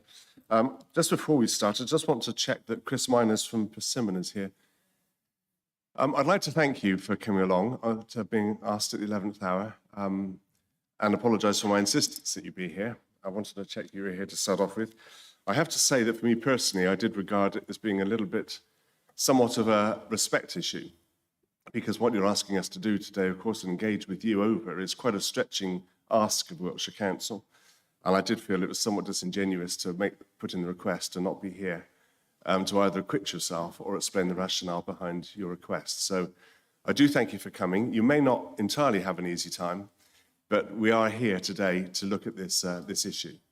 And I think it's fair to point out that there will be some fairly strong thoughts on this one, given that we first saw this application almost 5 years ago in April 2018. So you understand that. I thank you for being here nonetheless, particularly at the request at the 11th hour. Thank you, Chris. We'll come to you in a bit. So on that note, I'll hand over to Andrew, if I may, Andrew, to explain why we are where we are today. Thank you, Chairman. There is a late item to bring to the committee's attention. It has been circulated, and that's the emails from Ken McCall of Campaign for a Better Trowbridge, and I will deal with it in the presentation. The application is, of course, land south-east of Trowbridge, or better known as Ashton Park. So the application is back before the committee because we are approaching the latest deadline for completion of the Section 106 agreement. The Section 106 agreement is more or less ready for signing now, with just one or two loose ends to tie, mainly relating to ecology and to a lesser extent highways. There would then still be a number of weeks required for the admin side of completion to be finalised, specifically the circulation of the agreement to the various landowners for signatures prior to sealing. This would likely take the completion date beyond the 31st of January deadline in any event. But in addition to this, the applicant has also requested a longer time period for completion for another reason, which is the heightened housing market uncertainty at this time. The explanation from the applicant is set out in the report and states, and I quote, that given the recent and rapid change in market conditions, our current expectation is for fewer house sales than in 2022.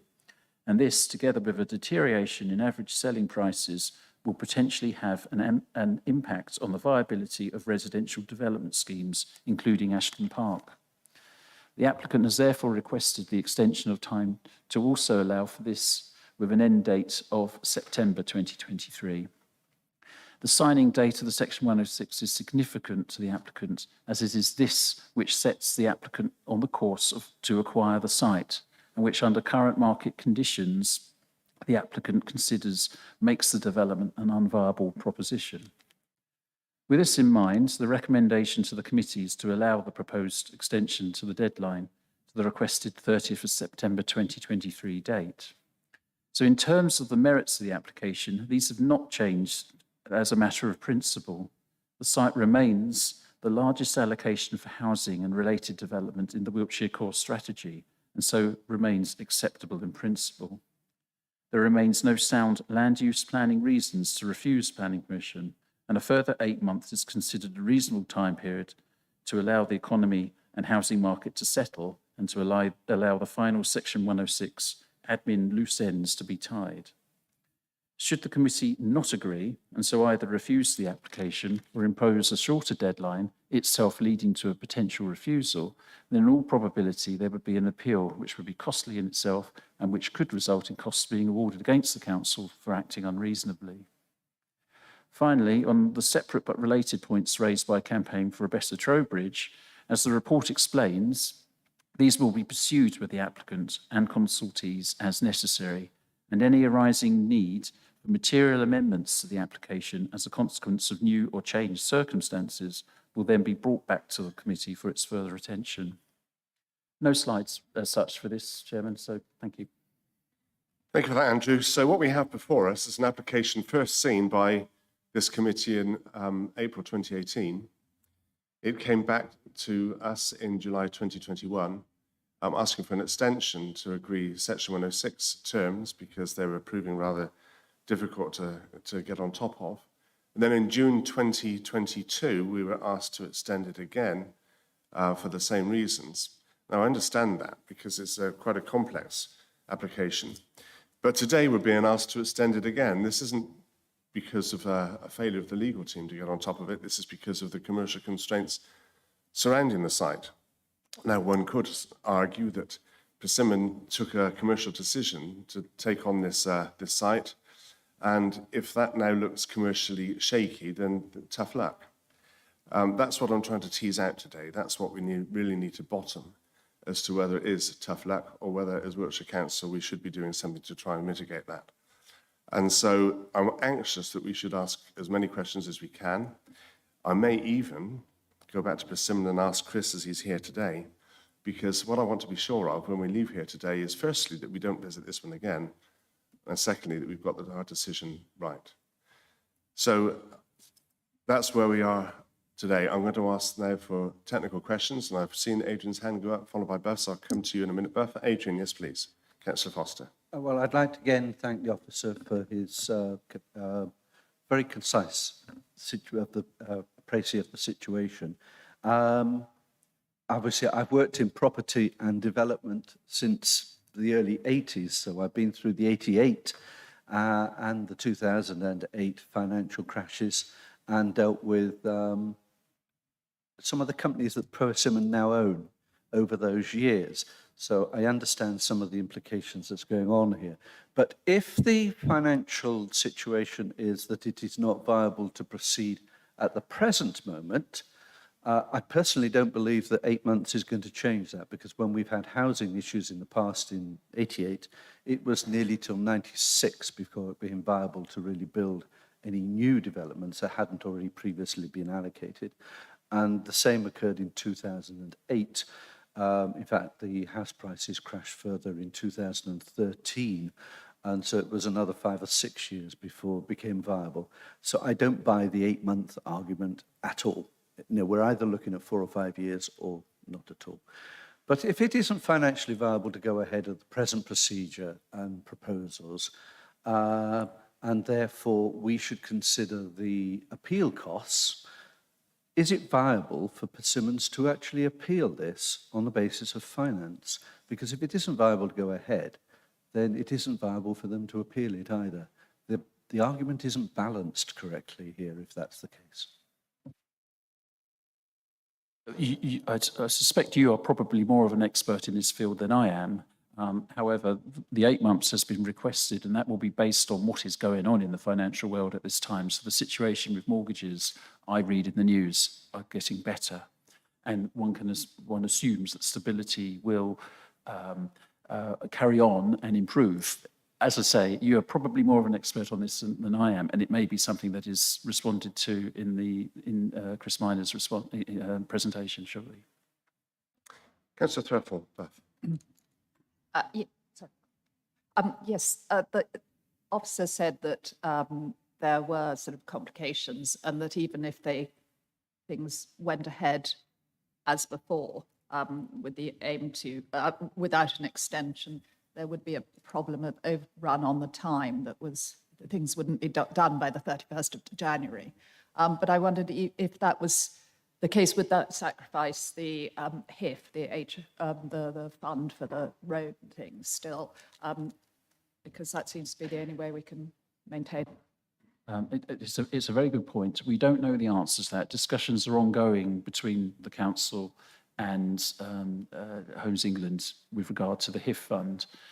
Should the HIF fund fall away, because it has been subject to deadlines, it is not make or break for the applicant in terms of the viability. Now, that might seem strange in the context of what we're talking about, but if we were in a situation where the economy was in a better place, the applicant has advised us that things would be viable and okay for them. It isn't at the moment because the market isn't in that good place. But if in 8 months' time we're in a different place, then the HIF isn't make or break.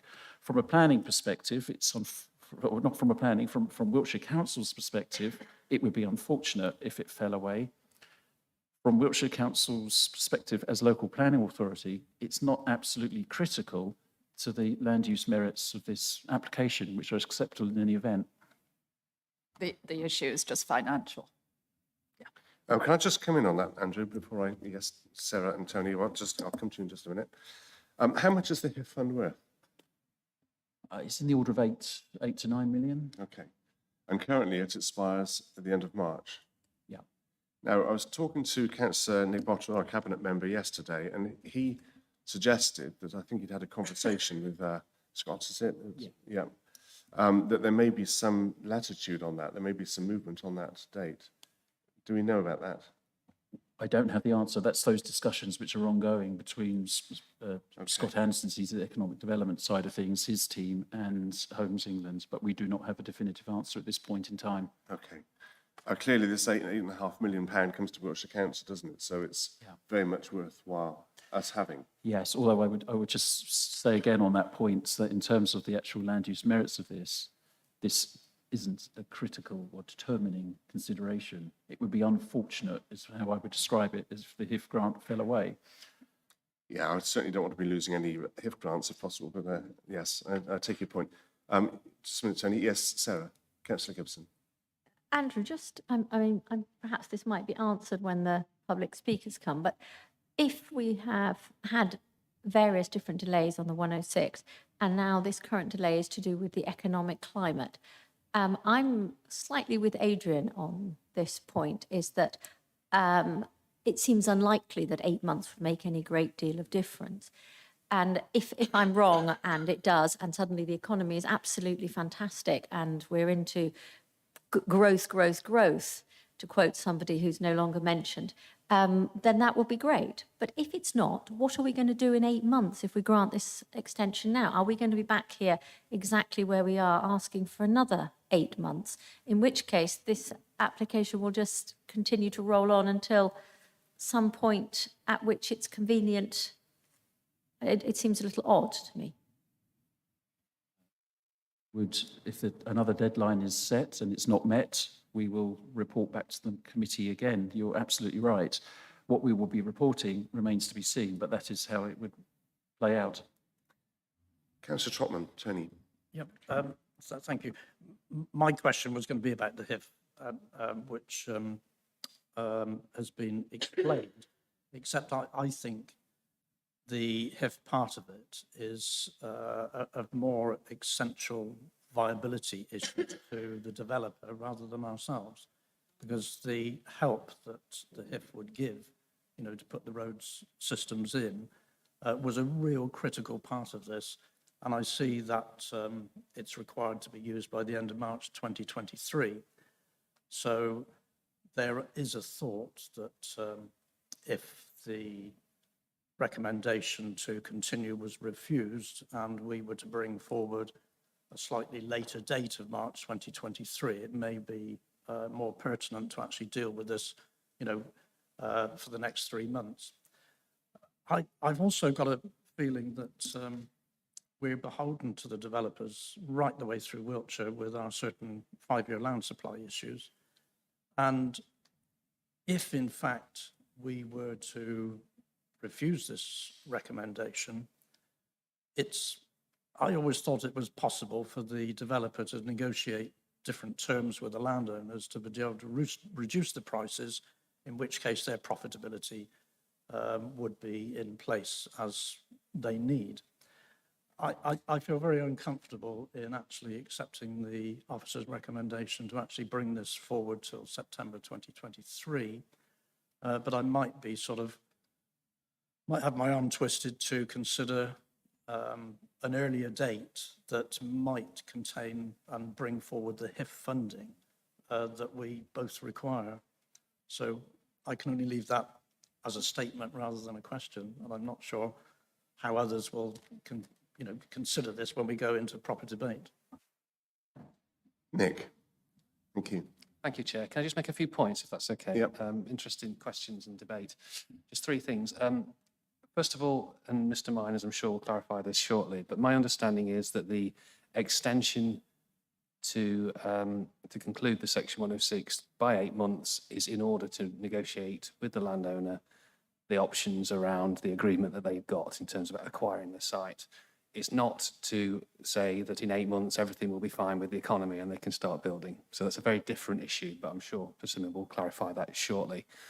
That's one thing. In fact, there's 4 points. The second point is to say that the applicant has said that in parallel, although there will be a delay to the signing of the 106, in parallel with this, they will progress the first phase of reserve matters. So in terms of the impact on the timescales, that work can still happen in parallel, and therefore, if all goes to plan and they conclude their negotiations with the landowners, in theory, we won't waste any time because they would have still had to start doing that work on the first phase, even if the Section 106 was signed in January. So in theory, and I'm sure Persimmon will clarify this in a moment, we won't lose time from that perspective. So that's the second point.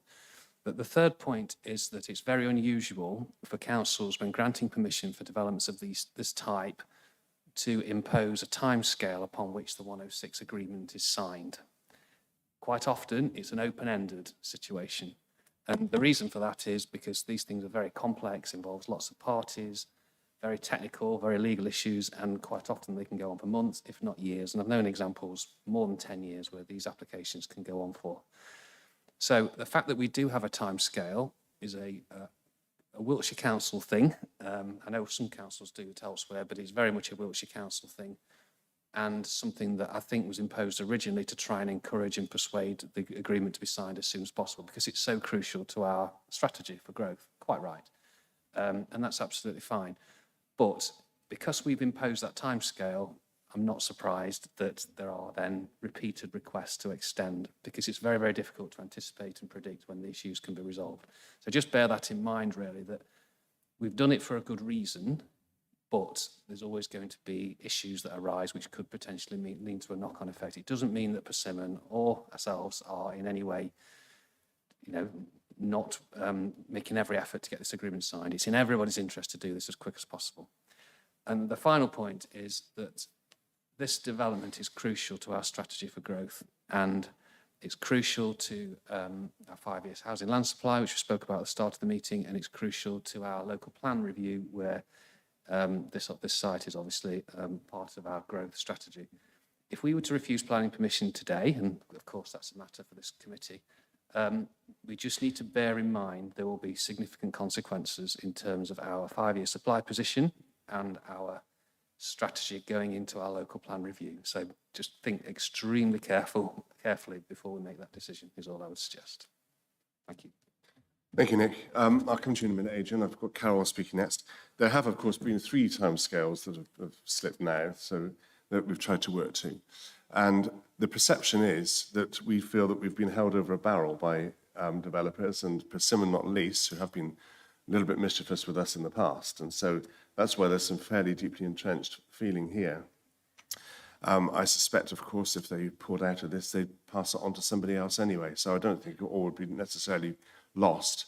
And I'm very anxious that we don't get too tortured or too exercised by that possibility, as I don't want you to be overly exercised either by the potential of costs, whilst recognising we need to have a responsibility towards the public purse. We can't have decisions swayed by it. But I thank you, Nick, for the points that you've raised there nonetheless. Carol, Councillor King. My first question was one that Councillor Trotman mentioned, about can we have a shorter deadline? Was that a deadline picked by the developer, or is it a standard deadline that we normally go for? Picked by the developer. Okay. And going back to the fact that this is now the third either or decision we've been asked to make, going back to the 2 previous ones, this particular one is just because of the developer. It's not for the same reasons as the other 2, which I assume were to do with perhaps staff shortages within other organizations or Wiltshire Council, which delayed decision-making. It is partly to do with other issues, the one or two loose ends which are still being finalised in the Section 106, and that's as a consequence of changed circumstances or unexpected circumstances in terms of ecology. So that is a factor at play. And then there's the other point to do with the administrative side of finalising a Section 106 agreement. That in itself is a timely process because of the need to circulate for signatures prior to sealing. And there's a lot of landowners, a lot of signatures. Some of them are offshore. So there's all sorts of issues around that, which is also a factor at play. Thank you for that. I'm just going to come to you in just a minute, Pip. Sarah, I apologise for putting you on the spot here. Given Carol's point that it was very well made regarding capacity, legal capacity, which is one of the issues that we faced before, and I know that we haven't been beyond putting stuff out to outside contractors to secure our agreements. Do we actually have the capacity to secure this in-house? Thank you, Chair.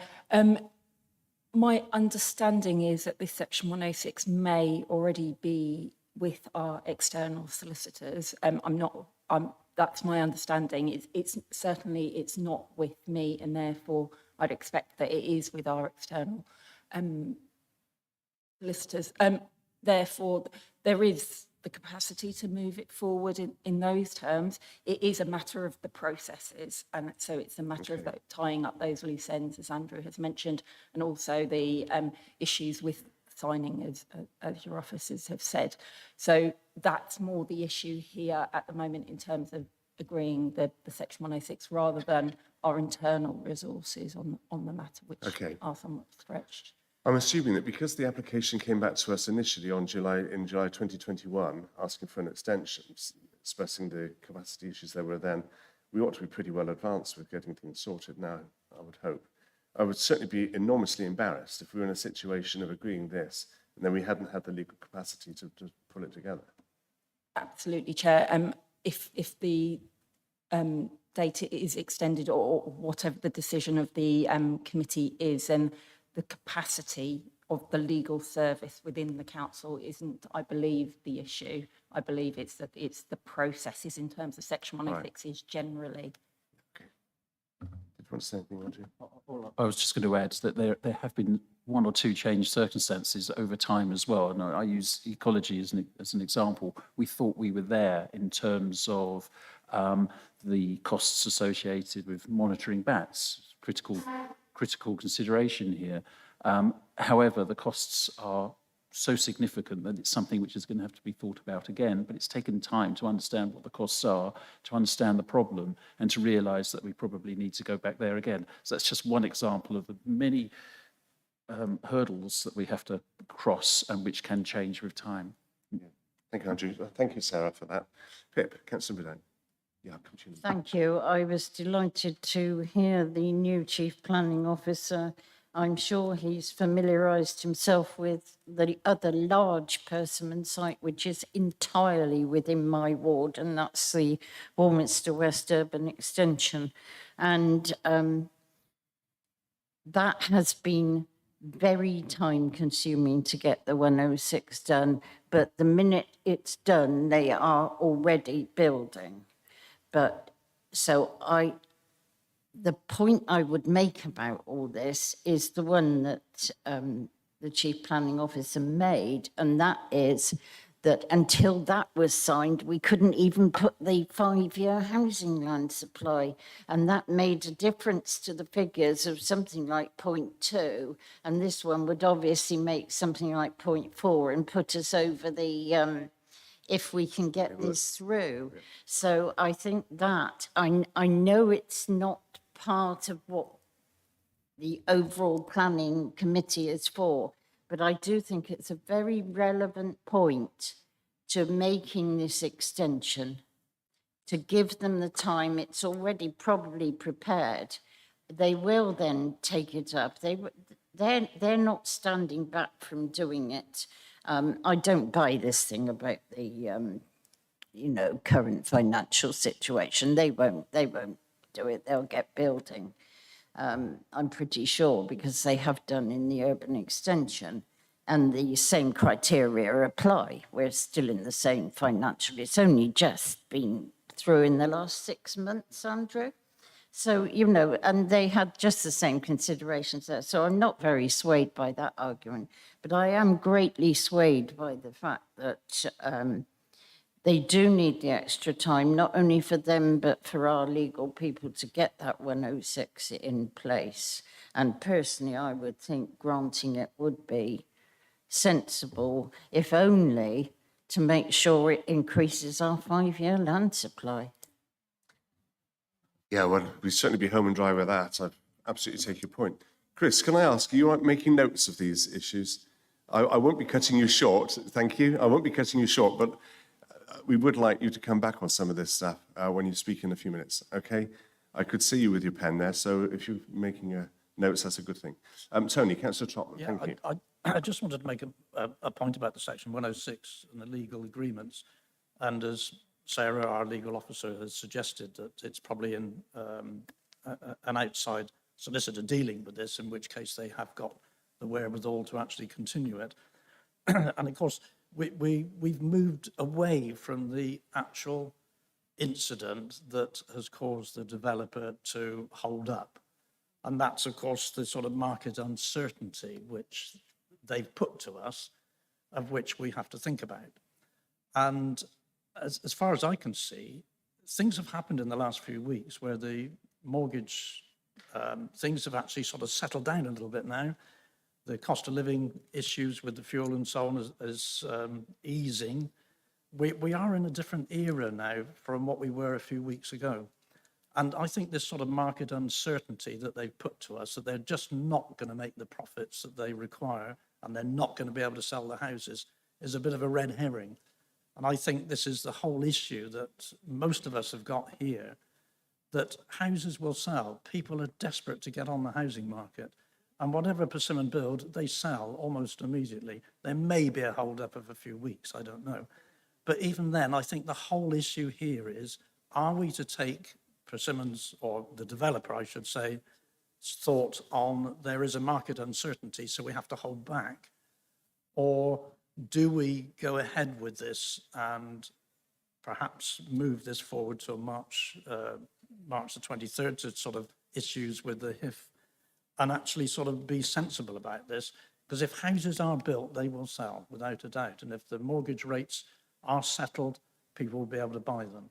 So I'm really thought that they are making us hold things up just for market uncertainty, which is the viability. And I'm not sure that the viability assessment has been done well enough for us to accept that. This is the difficulty with the whole thing.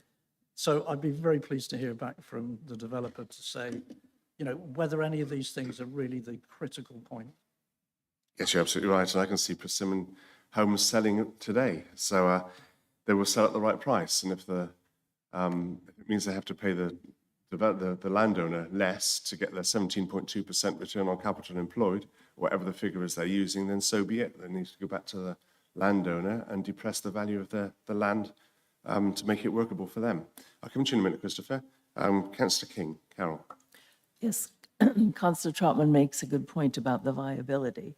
Having looked at their website, Persimmon's website, you know, I can see that one of their 6 strategic objectives is maintaining financial strength through the housing cycle.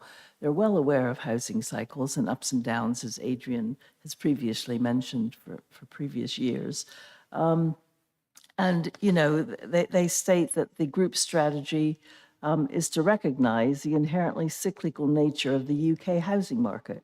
So they are well aware of this.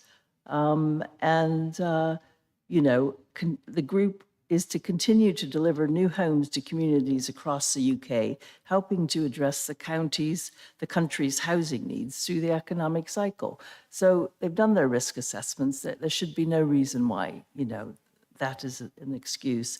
They even have a scheme called Deposit Unlock, where they will give mortgages to people, you know, up to 90 to 95%. So, you know, there should be no problem with giving mortgages if people are still having problems. So I just find that reasoning a bit off, really. Yes, thank you for that. Christopher, Councillor Newbury. Thank you, Chair. I mean, I'm sure that there are faults on all sides with this allocation, but I just wanted to, I've been hearing quite a lot of negative stuff aimed all at Persimmon, and I just wanted to stick up for them slightly. I mean, Persimmon has happened to be the developer with most of the land control for the Ashton Park and West of Trowbridge developments, but that's almost their bad luck rather than their good luck, I think. We have, as a council, we have not been terribly clever in allocating such an astonishingly large number of houses to the town of Trowbridge and expecting them to be built in a hurry. And we haven't helped a great deal by the infrastructure costs that we've imposed on this particular development. I mean, I know clearly, as you say, Chairman, the infrastructure, that the costs have to fall on the value of the land, but the price of the land will have been struck long, long ago at a good or a bad price. So I don't really buy into the theory that developers have a sort of moral obligation to build houses as fast as possible and then sell them as quickly as they can. Developers aren't obliged to build any houses at all. They are often sniped at for building too slowly, but the bottom line, I think, is that people who want a large number of houses built quickly need to put some money in, because the main issue with building hundreds of thousands of houses quickly is who's going to pay for them. Members have said that mortgages are not at their best possible moment. The government has cut its funding for housing almost to the bone. And so, I just wanted to sort of do a little bit of this is not all the fault of the developer there. I listen, I hear the wise words of many objectors here, but we can only start from where we are. And the issue in front of us is whether to go along with the officer's recommendation or not. And my own view is that going along with the officer's recommendation is probably the least worst option that we have in front of us. So that's all I wanted to say, Chairman. Thank you, Councillor Newbury. Well, I'm going to go to our first speaker now. Oh, sorry. Yeah, okay, certainly, Adrian. I didn't see a hand. Yeah, thank you.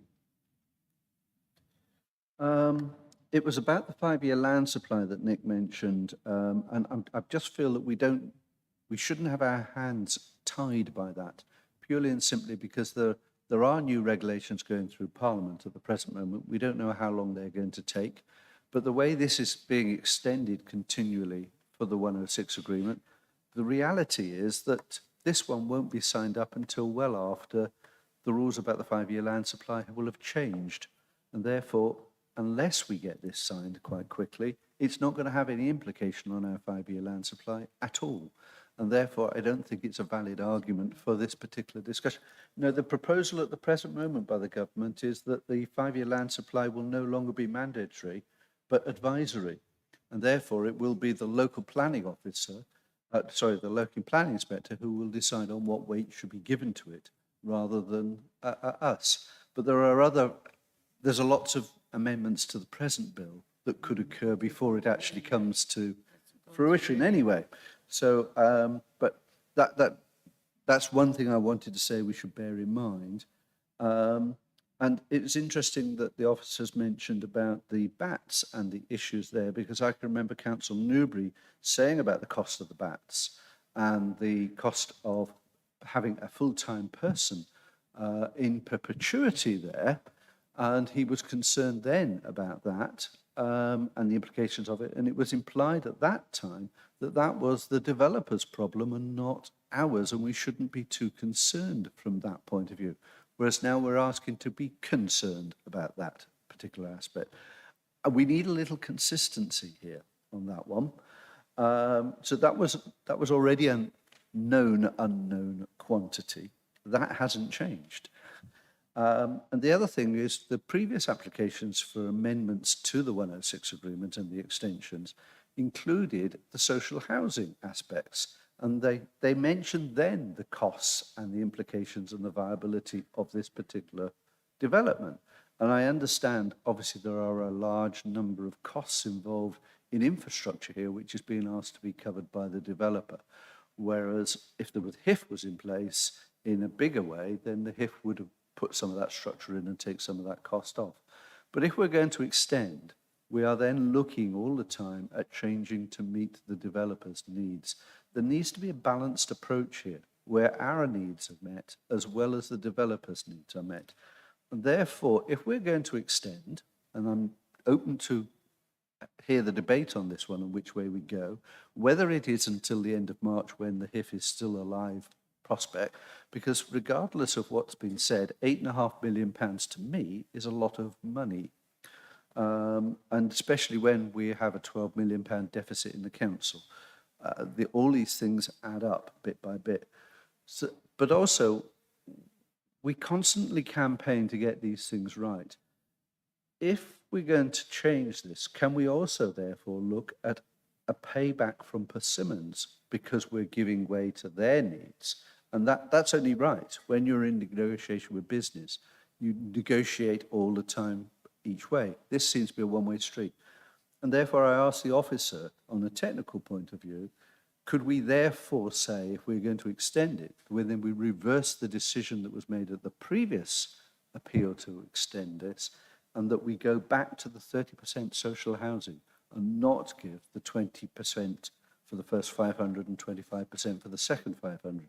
Because, again, that was all about cost implications. If this is going to be a viable site, then it's viable and it's practical for social housing.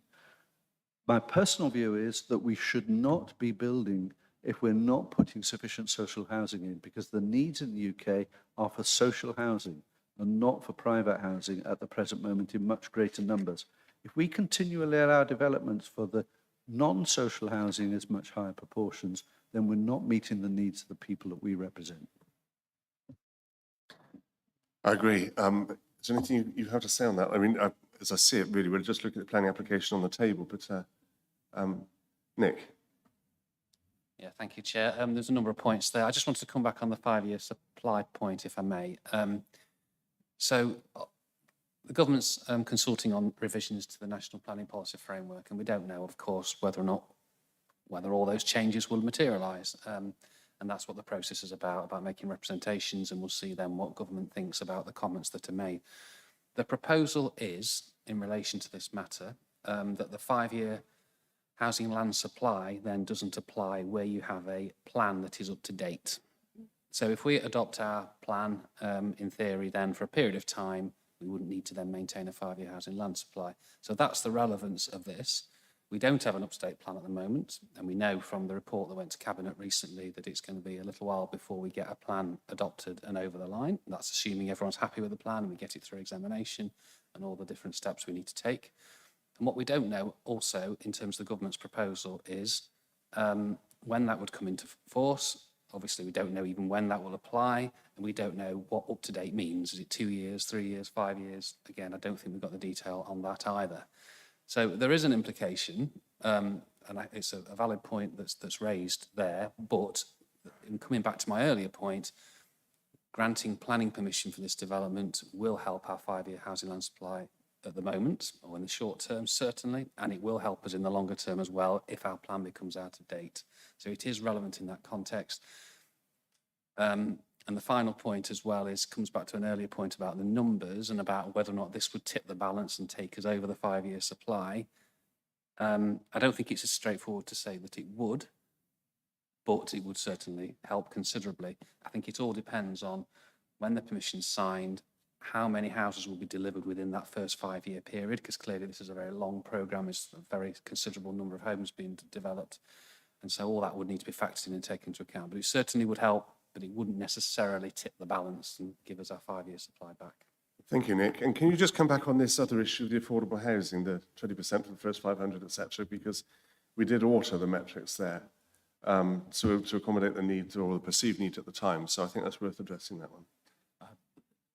Simple comment, we are where we are with the terms of the Section 106. They were negotiated based on a viability exercise when the economy was in a better place, and it's viable in the terms which are set out in the report. So I would not recommend to the committee to be seeking to now change those again. I've got an additional question, bit of a perhaps a technical one. I hope you're not don't feel back-footed by this one, but the question has been raised about the end of September, bringing this application to the end of November. What about if we amended it, and I'm just throwing this out as a consideration, to the end of March, or coterminous with the expiry of the HIF fund agreement, if we manage to extend it beyond that? And I ask that because I'm reluctant to put the authority in a position where they actively lose the HIF fund. I recognise what you say about the land value, the land use, etc. But this has already been pointed out, it's a lot of money to lose. And if we're all but there in terms of the legal agreements, I wouldn't want to be readily embracing a situation where we lose £8.5 million by virtue of a few months. So would it be possible, perhaps as a legal thing as well, would it be possible to have a proposal or to consider a proposal that the application be approved to the end of March or coterminous with the expiry of the HIF fund agreement if there's an extension beyond that? I don't know if you wanted me to start, Andrew. Is that, just in terms of the answer, and I'll bring you in a moment, Andrew. I think the starting point is that the request has come from the applicant that we extend until September. And the reason for that is they want to, and they'll explain for themselves probably better than I will, but they want a period of time through which to renegotiate the land option agreement with the landowners. If we give a shorter period of time, I suspect Persimmon colleagues over there will say that's just not enough time, and so we'll have to come back again in 2 months' time, and we'll go through this again, this process. So that's the first point. The second point is, my understanding is that the difficulties with the HIF situation are not entirely tied up in the fact that planning permission hasn't been granted. And by having a shorter time period, so taking that to March, wouldn't necessarily, one way or the other, resolve the issues about HIF. That will be resolved, hopefully, sooner rather than later, through separate discussions that colleagues are having at the moment.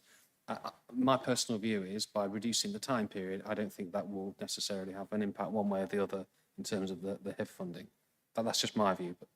Thank you, Nick. That's why I wanted to say, and Chris, you may come back on this one when you speak. That's why I wanted to say, or coterminous with the HIF fund if there was an extension beyond that period.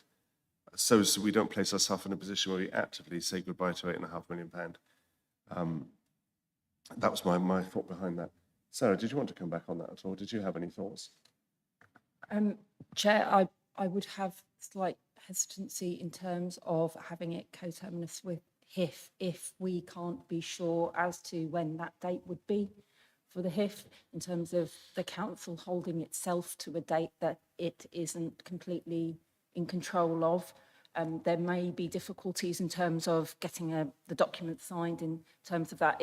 It would strike me that it's better that we have a date, and that if circumstances change, that the officers were within their power to come back to the committee to update the committee as necessary.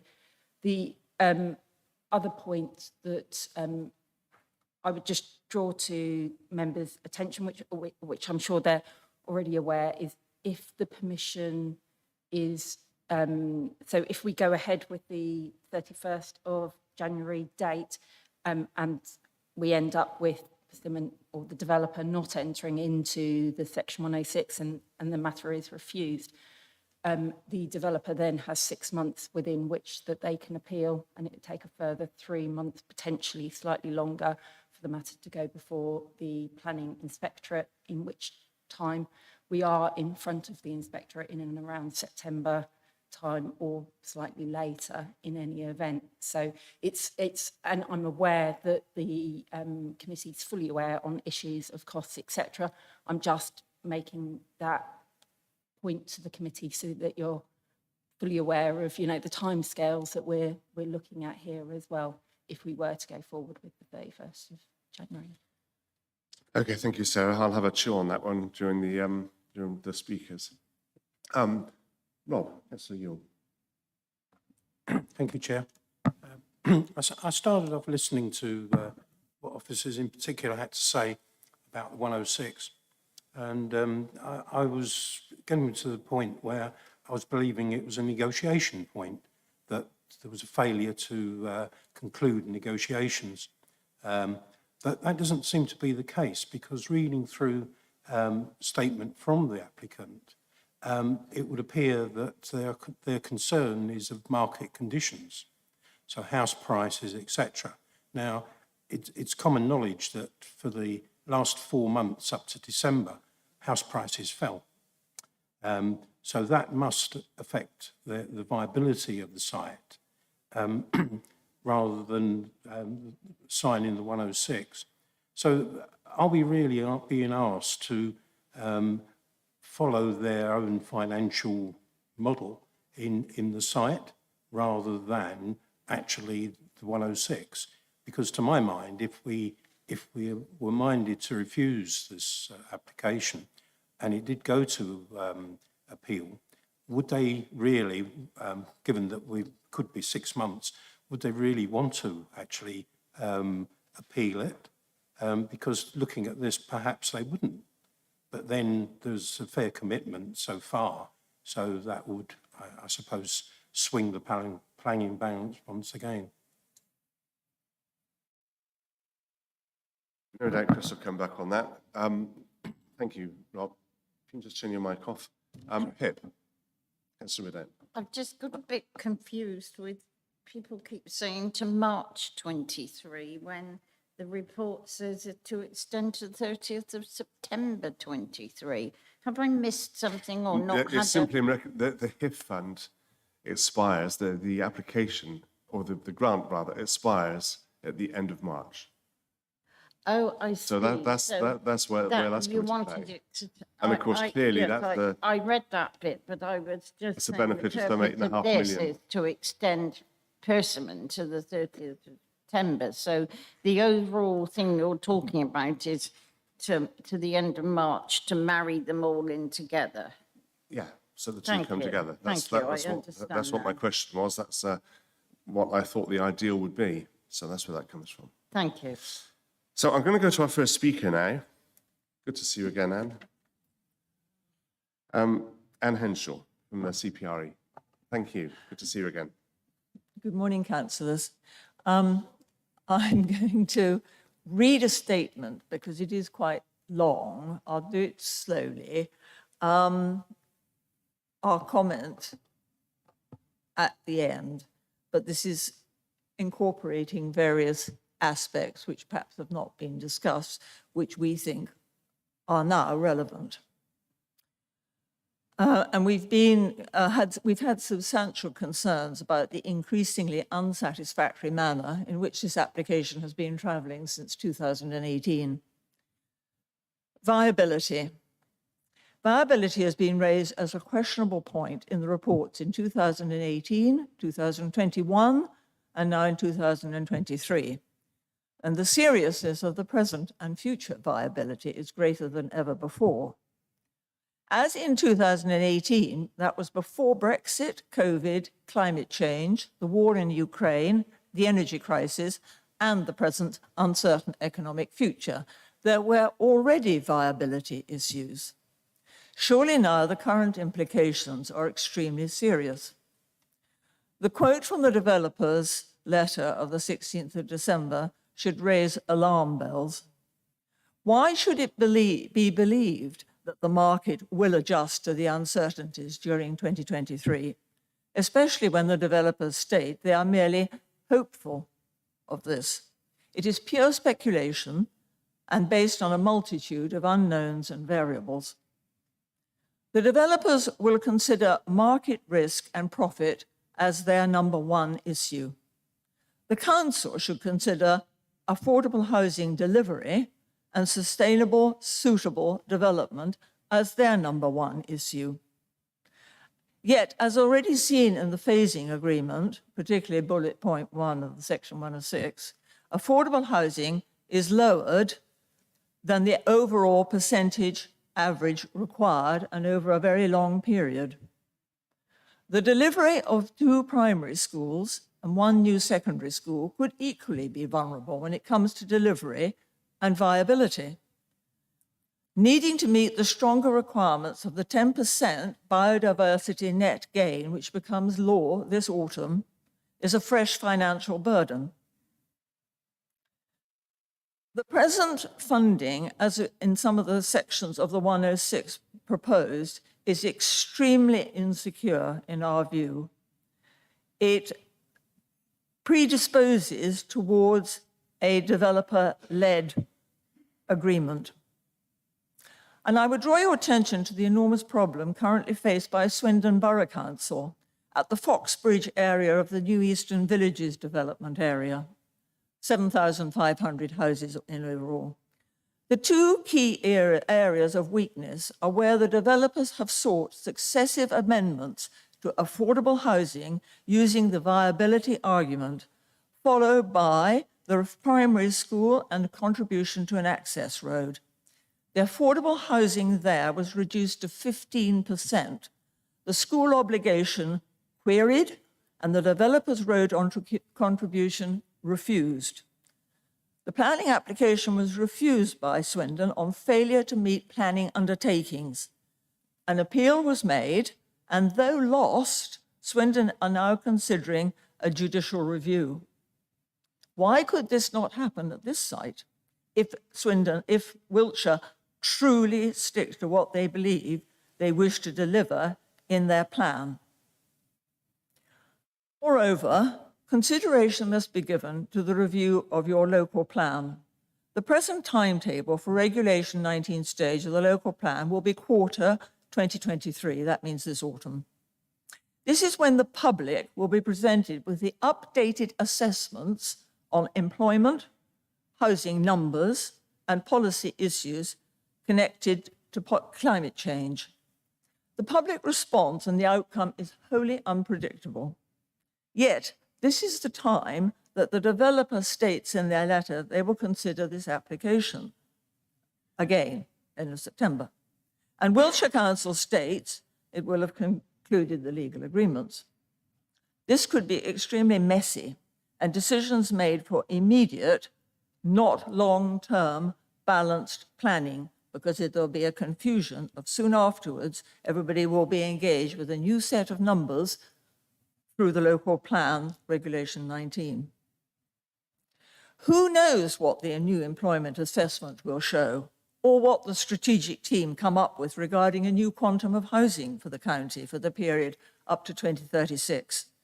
If the figure is reduced, and there have been hints, then that in conjunction with the revised figures for Chippenham may require a wholly different approach to the site at Ashton Park and its role, and the whole approach of Wiltshire Council to the distribution of its housing. Because this site was listed as the top strategic housing and employment allocation in 2015, that is no valid argument that it should remain so. It is looking increasingly uncertain regarding deliverability and vulnerable to compromised demands. The whole issue of road funding is being reviewed by government, and this is already trickling down, as we have seen in Chippenham, and evidence to show much, much more substantial value for money is being properly demanded.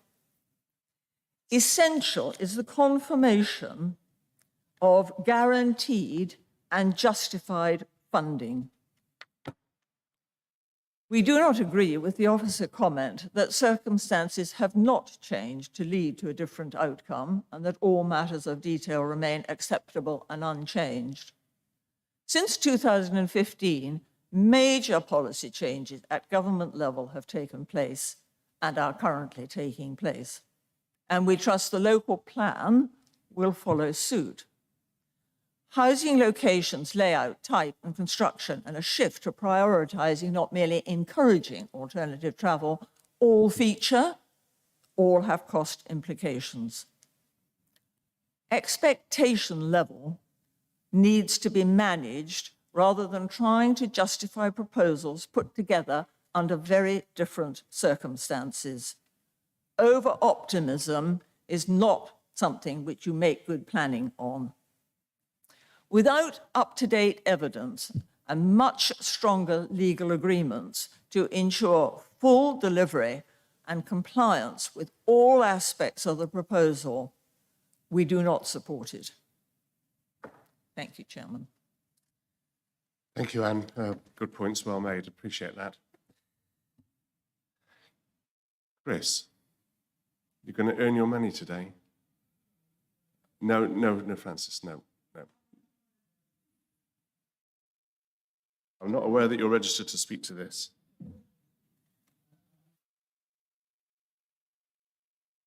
Yeah, hang on just a minute then.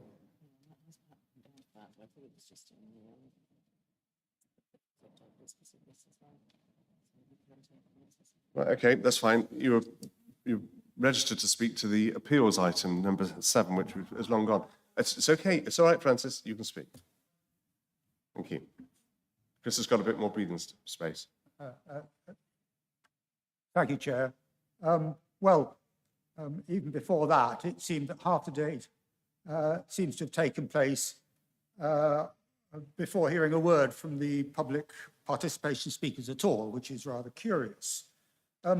This is a very long-running, this application is the result of a very long-running and multiple bungles by Wiltshire Council, starting with its poorly thought out and poorly documented and massive allocation in the Wiltshire Core Strategy.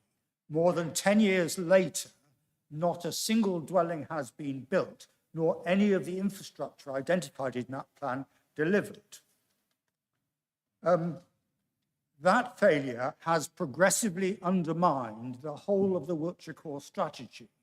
Firstly, and most importantly, in Trowbridge itself, then the adverse impact on other towns, particularly in Westbury and Melksham, by the displacement of residential development onto greenfield windfall sites, and now increasingly to the whole of Wiltshire through Wiltshire Council's failure to demonstrate a 5-year housing land supply. What has gone on over this lengthy period is a casebook of repeated bad practice, and it sets a very bad example to others. Even since the amendments made in July 2021, let alone the resolution to permit in April 2018, the applicants have already had a very lengthy period of time to complete the Section 106 agreement, almost 18 months. It is time to draw a line on this hopeless situation. So if the committee is not prepared to pull the plug this month and start again with either an appeal for non-determination or one or more fresh planning applications, the further time allowed should not exceed 3 months. In my opinion, it is not the purpose of the town and country planning legislation to get involved with the issues between landowners and developers raised by the applicants and summarised in the agenda papers. And it will send a very damaging signal to other developers and establish a very bad precedent for the future to go down that route. I would add that the Westbury Incinerator Inquiry highlighted the real difficulties of local planning authorities prejudicing their position by repeatedly extending time limits and reconsidering their position. And I shall be surprised if the outcome there, another piece of paper, is not a full costs award against Wiltshire Council. Doing the same in respect of this application seems to be likely to be equally costly. Thank you, Chair. Thank you, Francis. So now, Chris, over to you. Thank you. Chairman. Firstly, thank you for the opportunity to speak before you today. Firstly, I think importantly, we, Persimmon, the applicant, jointly with SERAP, our partners on this scheme, we do take this matter incredibly seriously. And it was always our intention, just to make clear that we would attend today. We always make sure we attend committees unless there's a very good reason why we cannot. So we are here today. Obviously, there's a great deal to take in from members, and I'm conscious that I've got a very finite amount of time, so I'll do my very best to try and get through as many of those questions as I can, or at least address those. I did have a written statement. I'm putting that to one side and try and focus on what was actually raised. I'm just coming there, Chris. I won't be cutting you short, unless rambles on ad infinitum, but I'm quite anxious that you should address some of the points that you've made, that you've written down, those that have been raised, because they're only going to be raised again if you don't. So don't worry too much about that. And if you did want to refer to your written statement, that's okay with me. Okay, super. All right. And at your discretion, Chair, once I get to the end of trying to address as much as I can, if I've missed anything, that's not intentional, so do pick me up if there's anything else you want me to consider. So I think firstly, the issue from our perspective is really twofold. Firstly, there's an issue of timing, and then secondly, there's one of, I'll use the term viability, but I will talk about that in a little bit more detail. The one on timing is easier to address, so I'll just touch on that just very briefly. So in essence, we require, irrespective of the financial conditions that we find ourselves in at the moment, the economic circumstance, we do require further time to complete these agreements. And I don't believe it's disingenuous of me to say that officers would agree with that. In order to meet a deadline of the end of this month, that is not going to be obtainable. And really that's down to a number of reasons. Firstly, the Section 106 agreement itself is now in a very good place. There's probably a little bit of housekeeping to be done on it, but nothing substantive. The terms of the agreement, the obligations within it, we are aligned with the council, and in essence, there's a bit of finessing on that document, and we're there. Alongside that, we've also been progressing a separate agreement with Wiltshire Wildlife Trust. Now, this agreement is critical to delivering the ecological mitigation for the site in relation to the bat habitat and the European protected species which reside within that habitat adjacent to the site. Now, this does have an interrelationship with the current economic circumstance insofar as those costs have been a bit of a movable feast. Inflation has had an impact on those costs. And as part of that package, we are bringing forward mitigation which needs to last in perpetuity. So those costs have moved over time. And as a consequence of really the turmoil that we found ourselves in the third quarter of last year, we've had to revisit those. And there is still further work to do on those elements. And there is further work to be done in terms of those parties, that's Wiltshire Wildlife Trust and Wiltshire Council and ourselves, to bring that agreement to a conclusion. So that's the element that kind of wraps up the timing issue. And then just one last point on that, which I believe Mr. Guest, the case officer, touched on. The agreement itself, in terms of the 106, we have got a large amount of landowners on this site, and the document itself will require wet ink signatures. Some of those landowners reside overseas. They will need their solicitors to check that document to ensure that it's appropriate to be signed, and inevitably that will take time. So again, the end of January deadline, we cannot meet that as it stands at the moment.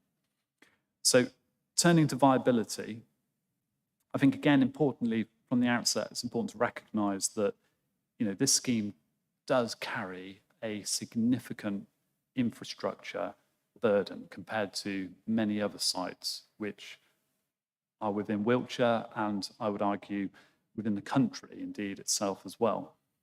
We are committed to the scheme, and we are also committed to delivering the required infrastructure in step with the housing which will come forward. The package, in terms of what is coming forward, in terms of the headlines, the West Ashton Relief Road is a significant investment and a significant cost.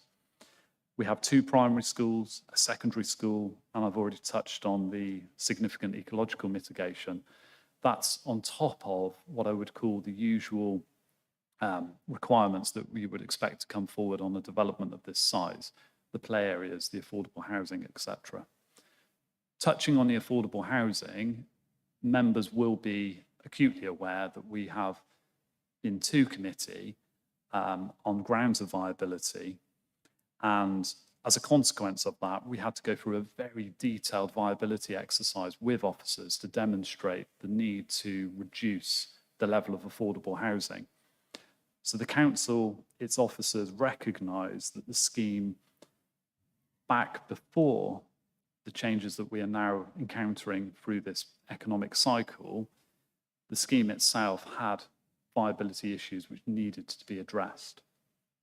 Now, what we're not requesting today, and what we haven't sought from officers, is to revisit that viability, and we don't want to do that. But I think it's important to recognise that we as a developer need to balance profit, costs, and also a reasonable return to our landowner. Now, I must make a point that the reasonable return to our landowner, that is a planning consideration which is enshrined within NPPF. But what we really need is time in order to make that balance and make that adjustment and for those discussions to take place with our landowners. We're not suggesting at this stage that we in fact need further time for some miraculous change in economic circumstance over the next 9 months. That is not the case. What we are hoping, though, however, is in that period of time, circumstance which is taking place within the economic sphere at the moment will begin to calm. Inflation rates, we are already seeing signs that they are beginning to calm down. Interest levels in terms of Bank of England, it's hoped that they will settle. And that will bring certainty. It won't necessarily change the economic circumstance that we are in, but it will help and bring forward that debate that we need to have with our landowners and our other stakeholders to ensure that we've actually got a scheme that we can sign up to and commit to. One of the councillors mentioned about our site in Warminster and how the Section 106 was signed and we were promptly on and building. We are a developer, we are not a speculative promoter. We do not want to sign up to something that we cannot deliver. We want to work with Wiltshire Council, we're committed to the scheme and we want to bring it forward, and we take that very seriously. It would be very easy for us to potentially commit and sign to something to then have to come back to this committee and then revisit it. For Persimmon, our track record is that once we're signed up to it, we do deliver. And hopefully that's been recognised in terms of the developments we've brought forward over time. Turning to timings more generally and the request for the extension until September, I know there's many questions about 5-year land supply and the implications of providing this extension. We, Persimmon, have met with Andrew, Nick, to discuss this issue and also explore potentially what can we do to ensure that that timetable is not unnecessarily impacted. And within the case officer's report, I think it touches on the fact that we are still going to require reserved matters permission. We are still going to have to discharge pre-commencement conditions and pre-occupation conditions. We're fully committed to working with officers to draw up a timetable to continue that work in this interim period whilst this extension runs.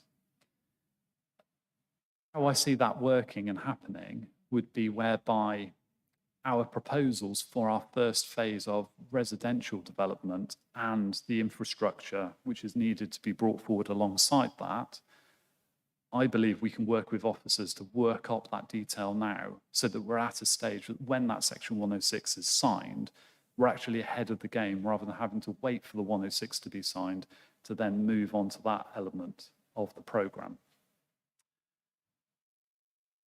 And then I think finally, I think it's really just to reiterate that we don't want to be in this position again. There's talk about compressing the amount of time which is afforded to the extension of time. My concern with that is I completely understand that members are trying to hold a flame to us to ensure that we move this forward as promptly as possible. But what we are asking for is an extension up until September, but that's not to say that the legal agreements could not be completed before September.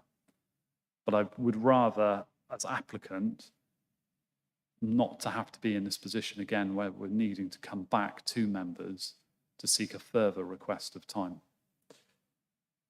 I hope that's touched on some of the questions at least, but as I say, I've opened your discretion, Chairman, that if you've got anything else you wish to ask of me, I'm more than happy to answer. Well, thank you for that. I think this may be unorthodox, but not irregular. I think I will give members the opportunity to ask questions. But I'm just going to start with one. You mentioned twice that you couldn't meet the end of January timeframe without prejudice to what the officers may say and what their advice may be.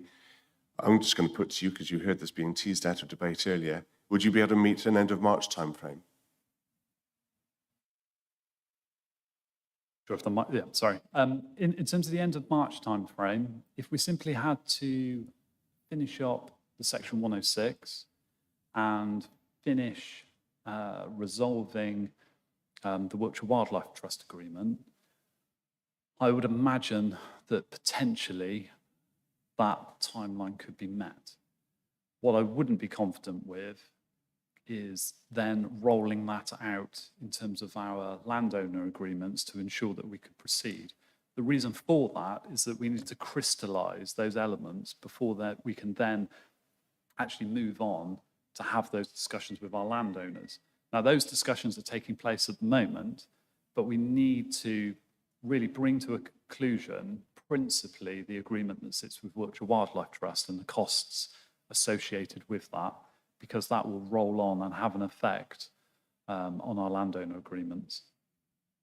Thank you, Chris. Obviously, as you'll be aware from my previous remarks, I'm happy about exposing the authority to the loss of the HIF fund. That's why Yes. I asked that question. If I may, Chairman, that is one element that I didn't cover, was actually HIF funding. So outside of the meetings which have been taking place with the planning officers, we've also been meeting with Scott Anderson and Simon Hendy, I think that's correct, who's responsible for the HIF funding. And I don't want to say too much because it's probably not my place to say it, it's probably your officer's place to say it, but we are exploring ways in which that HIF funding can remain secured for the council. And we're 100% in alignment in terms of trying to do all we can to ensure that funding remains in place. But as I say, I don't really want to speak out of turn and say more than that, but potentially members may wish to seek an update independently from that department in respect to the HIF funding. Okay.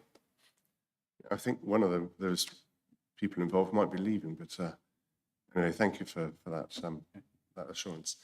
So any questions from members, please? It looks as if you've covered everything pretty well, so I thank you for that. Might yet come back to you yet, but thank you, Chris, thus far. Now, on here, I've got written down Parish Council. I've got Councillor Daniel Cave, but before that, I've got Parish Council. Have we got anybody from it? True, no, we haven't. So to Councillor Daniel Cave, then, please. No, he's not here. Mel Jacob.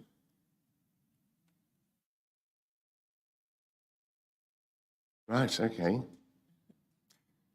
So the floor is yours, Philip. I was going to say as long as you like, but thank you. Thank you, Chair.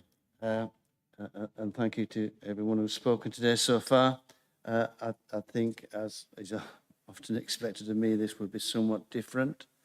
I will start by saying I've been a supporter of this application since it was first put in, and I remain a supporter of this application.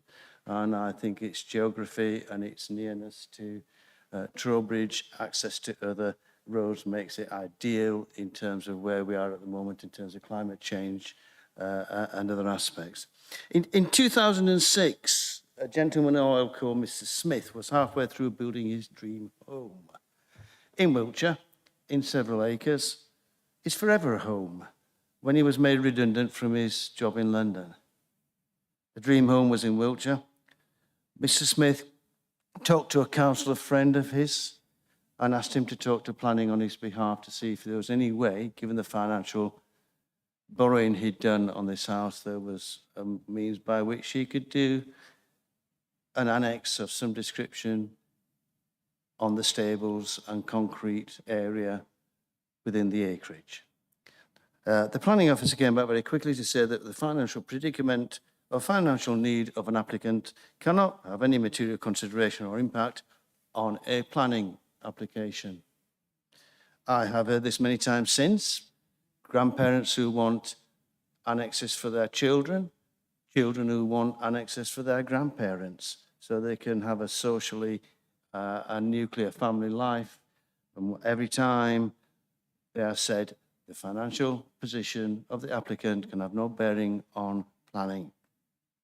And of course, the officer in 2006 was 100% correct in his statement and his summation that the financial position of the applicant can have no bearing whatsoever on planning. Well, here we are today with the applicant asking us to allow the current time taken to allow the signing of the 106 agreement to be expended. I note with interest, and it's been said several times, and Chris just said it, and I thank Chris for coming today. I've got a message later on for him, so that's even better. That the section 106, to quote Chris, is in a good place, nothing substantial to be done.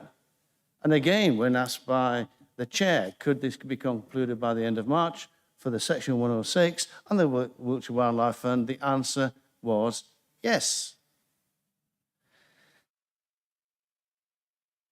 So the question is this, is all we're left with, and when I read the officer's report, is that it's the financial position and the worries of the applicant that we're asking to give this delay on. And I do not understand why we can be asked that. That is not our question. That is not this committee's question. That is Persimmon's question. If Persimmon cannot make the figures work, they have to say no.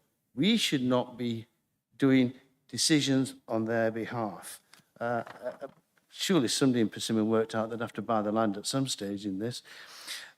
I note again, and again, both Chris and other members have alluded to this, the letter asking for the extension was written in December. Prior to the December release of figures by the government and by other very well-known accountancy firms, which had changed the picture by then. So from the start of December to the end of December, there was a very different picture on inflation and on the future positions. And that was clearly stated. There's another set of figures due out now. I've seen some confidential figures in terms of future predictions now, inflation and everything else, and things within the next month, 2 months, are much more stable than they were just 2 months ago. I got a nice little bit of writing there about, index links thing for purchase of land and this and that and everything else, but I'm not going to bother going through that. What we're talking about here is not viability. What we're talking about here is short-term cash flow for Persimmon. And that is not our problem. That is their problem. By the way, unlike Mr. Smith, the previous applicant I spoke about, who lost his house in the end and had to sell it on completion to someone, it's now somebody else's forever home. This applicant, Persimmon, seems to have reasonable financial assets. 2020 profit was a mere £960+ million. and they have significant land holdings worth billions of pounds.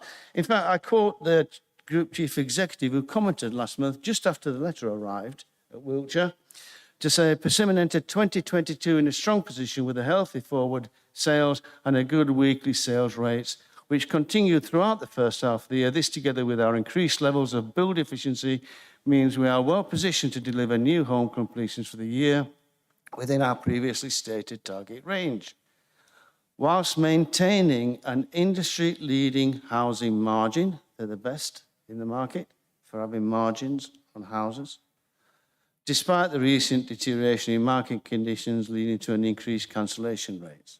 So their worry is not about viability. Their worry about is the cash flow and the speed at which they can build out and get people buying because of the delays. That is being cleared up already. I don't think that's our problem. Clearly from that statement from the Chief Executive, he's much more confident about the business when talking to shareholders than they are when they're talking to Wiltshire Council about the position. But I understand that, having been there myself at some stage. And therefore, I'm concerned that officers are asking this committee to accept a recommendation that does not appear to be on planning grounds. Only the financial situation of the applicant. There are other aspects in there in terms of completion of the agreement that I totally concur and agree with all parties on. It will take 2, 3, 4, 5, 6, 7 weeks to complete the actual agreements, and we should all work diligently to do that. We've heard about the Section 106 and its impact on the 5-year land supply. If the committee delay this signing of the 106 till September, it will not be signed earlier than September. Even if everything is finished, finalled by June, it will be signed in September. And until it is signed, we will not have a 5-year land supply.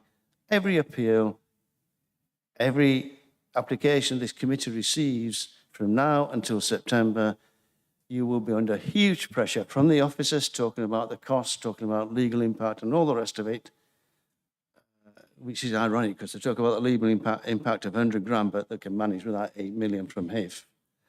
Okay? They will talk about that all day long. But if you extend this to September, it will not get signed until the end of September. That's the nature of all these things, and always will be. Until then, and we had it, you said no to an application in November. That's already gone to appeal. Submissions for that at Coat Road have to be made by the 10th of February. That will be decided by an inspector this summer, and he will grant it because we do not have a 5-year land supply. So when I hear Anne, who I respect enormously, talking about a very sustainable site here and wanted to sacrifice that site, but be happy to have sites all over the place on greenfield sites in Wiltshire because we haven't got a 5-year land supply, it really does worry me. We should be choosing the sites we want and we should be following those through, which is why I've always been a supporter of this site. So what can the committee do? Because we've had a really good debate from the committee today. I really do.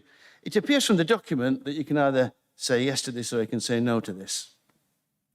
If you say no to this, then we're going to be hit with an appeal and hundreds of thousands of pounds and this and that and costs and upset and all the rest of it and the rest. If you say yes to it, then we don't get our 5-year land supply, if then, until September.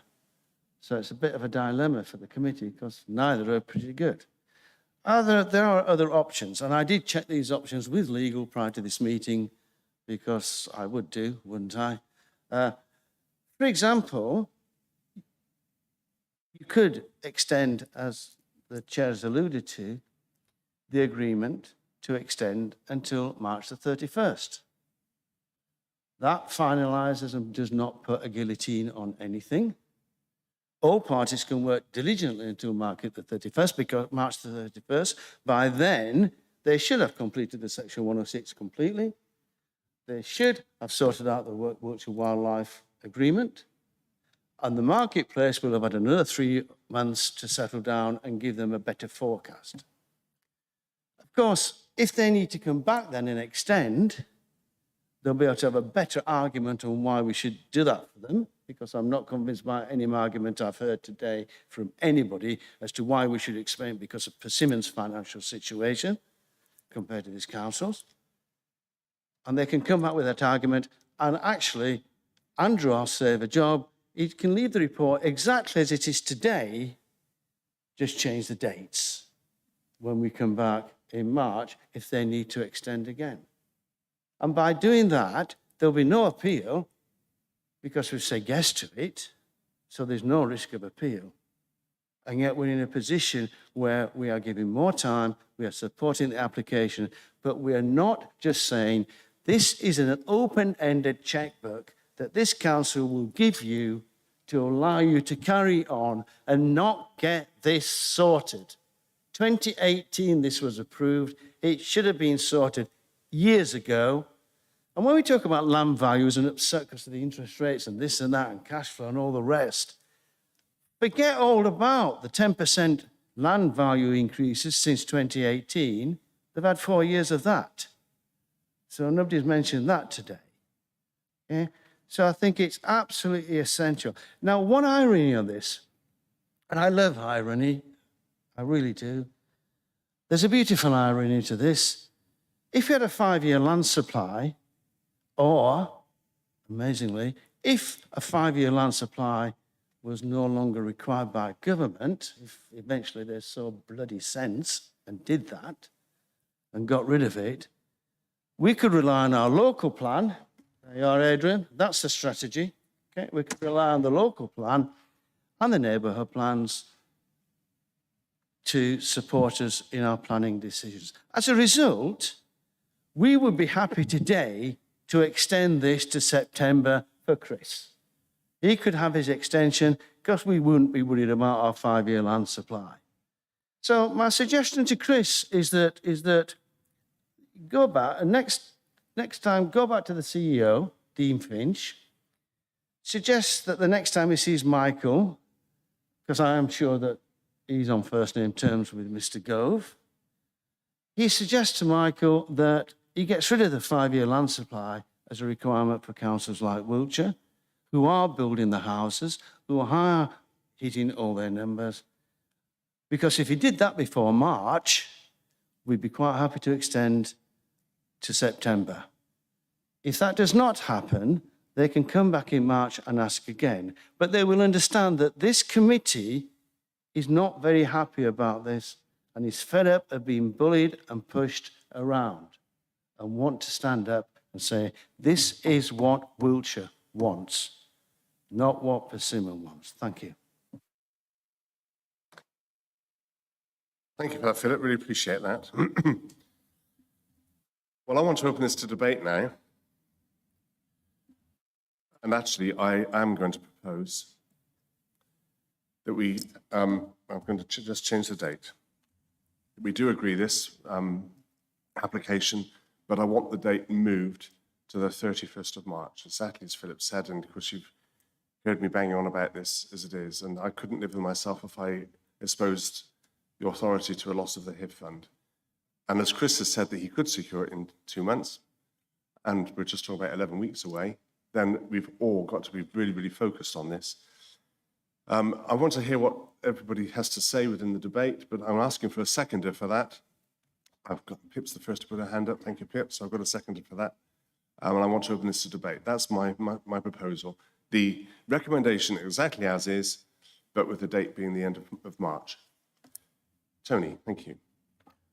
Yeah, thank you to all of the speakers, really, especially from Persimmon. I'm not sure of his name, but Chris. It's Chris, isn't it? Yeah.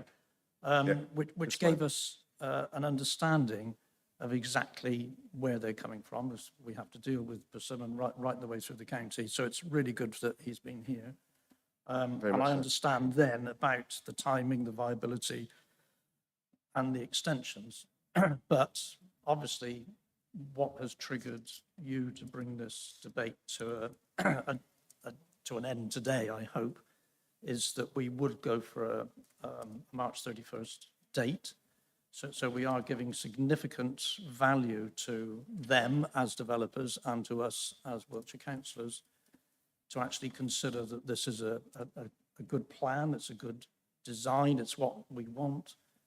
And also it may align with the HIF, the HIF fund, which we're hoping the officers can deal with that to make sure that is the case.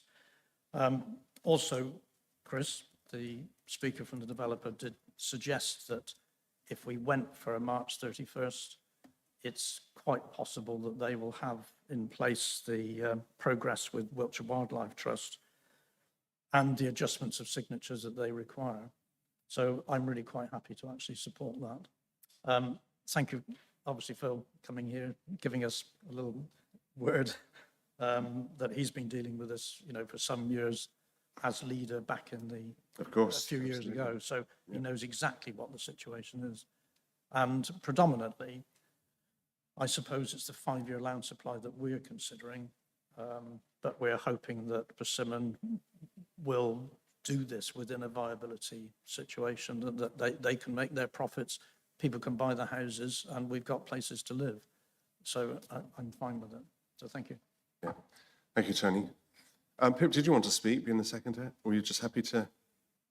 No, thank you, Chair. I'm happy to second it. I expect you'll know that I would also have looked up Persimmon's forecasts as well as Councillor Whitehead, since finance is more my forte than planning. I also know, and I don't want it minuted because it might be considered praise, and I've had 5 years with Mr. Miners and Persimmon anyway, but I just think we've got to keep on with this, and they will do their best, and I know they do because it has happened eventually, and it does take a long time. I'm pretty sure we had permission before April 18 for the urban extension, and I'm pretty sure that also took a long time. I don't think they had an extension. Andrew would probably know more about that, but I do think we've got to stick with it. What is the point of saying no and go? It's just ridiculous. If we've been 5 years now, surely it's worth another 3 months to try and get everything in place. Yeah. That's the bit I don't like is the reduction on the social housing to 20%. I must admit I don't like that at all. Overall, it's a reduction of 10% on the number we will get from the whole site. So I certainly don't like that particularly, but again, are we going to quarrel about that as well, or are we going to accept it? The whole site as it is will give us 675 as opposed to 750, a 10% reduction. I absolutely agree with that. For me, the quid pro quo is we did agree that in the past to help the financial viability. So we've agreed that now. We're going to stick with that now, but get it done by the end of March. So that's the quid pro quo for me. Thank you, Chair. Thank you, Pip. Buff, Councillor Thruffle. Yes, I'd like to make sure, though, that we're not saying do it by the end of March, but if you bring it back, it'll be fine. We'll say the end of September. I mean, I think that hopefully by saying the end of March, this will help Persimmon in closing some of their negotiations, saying this and the council's being quite strict. We've got to get this sorted. And perhaps some of the landowners will see this as some useful pressure for Persimmon's point of view. But I do think that if it does come back at the end of March, it would be very helpful for the committee to see some of the figures. I know it's not strictly a planning matter, but about the HIF and what the losses would be at that stage and how affected the viability might be. Personally, I don't want to see an extension of this again without there being an extension to the HIP agreement. So this is designed to focus attention and hold feet to the fire always round. Do I have any other speakers, please? In which case, yes, I am very conscious this is going to hold feet to the fire. It's going to very much focus attention, but we have to be a lot more focused than we have been. or than the September date would give us. And I'm very anxious, as I've said, that we shouldn't expose the authority to the loss of £8.5 million HIF fund. So my proposal is exactly as is, except with the date of the 31st of March. So can I ask for a hand, please? Thank you. We've got an apology. One has had to leave us. Any against? Abstention? One abstention. So that's where we're at. Thank you all very much indeed for your time, your indulgence, and your careful consideration. Thank you very much, Chris. I appreciate your presence, and safe journeys for you. Very much appreciate your input. Thank you. Safe journeys home. Goodbye.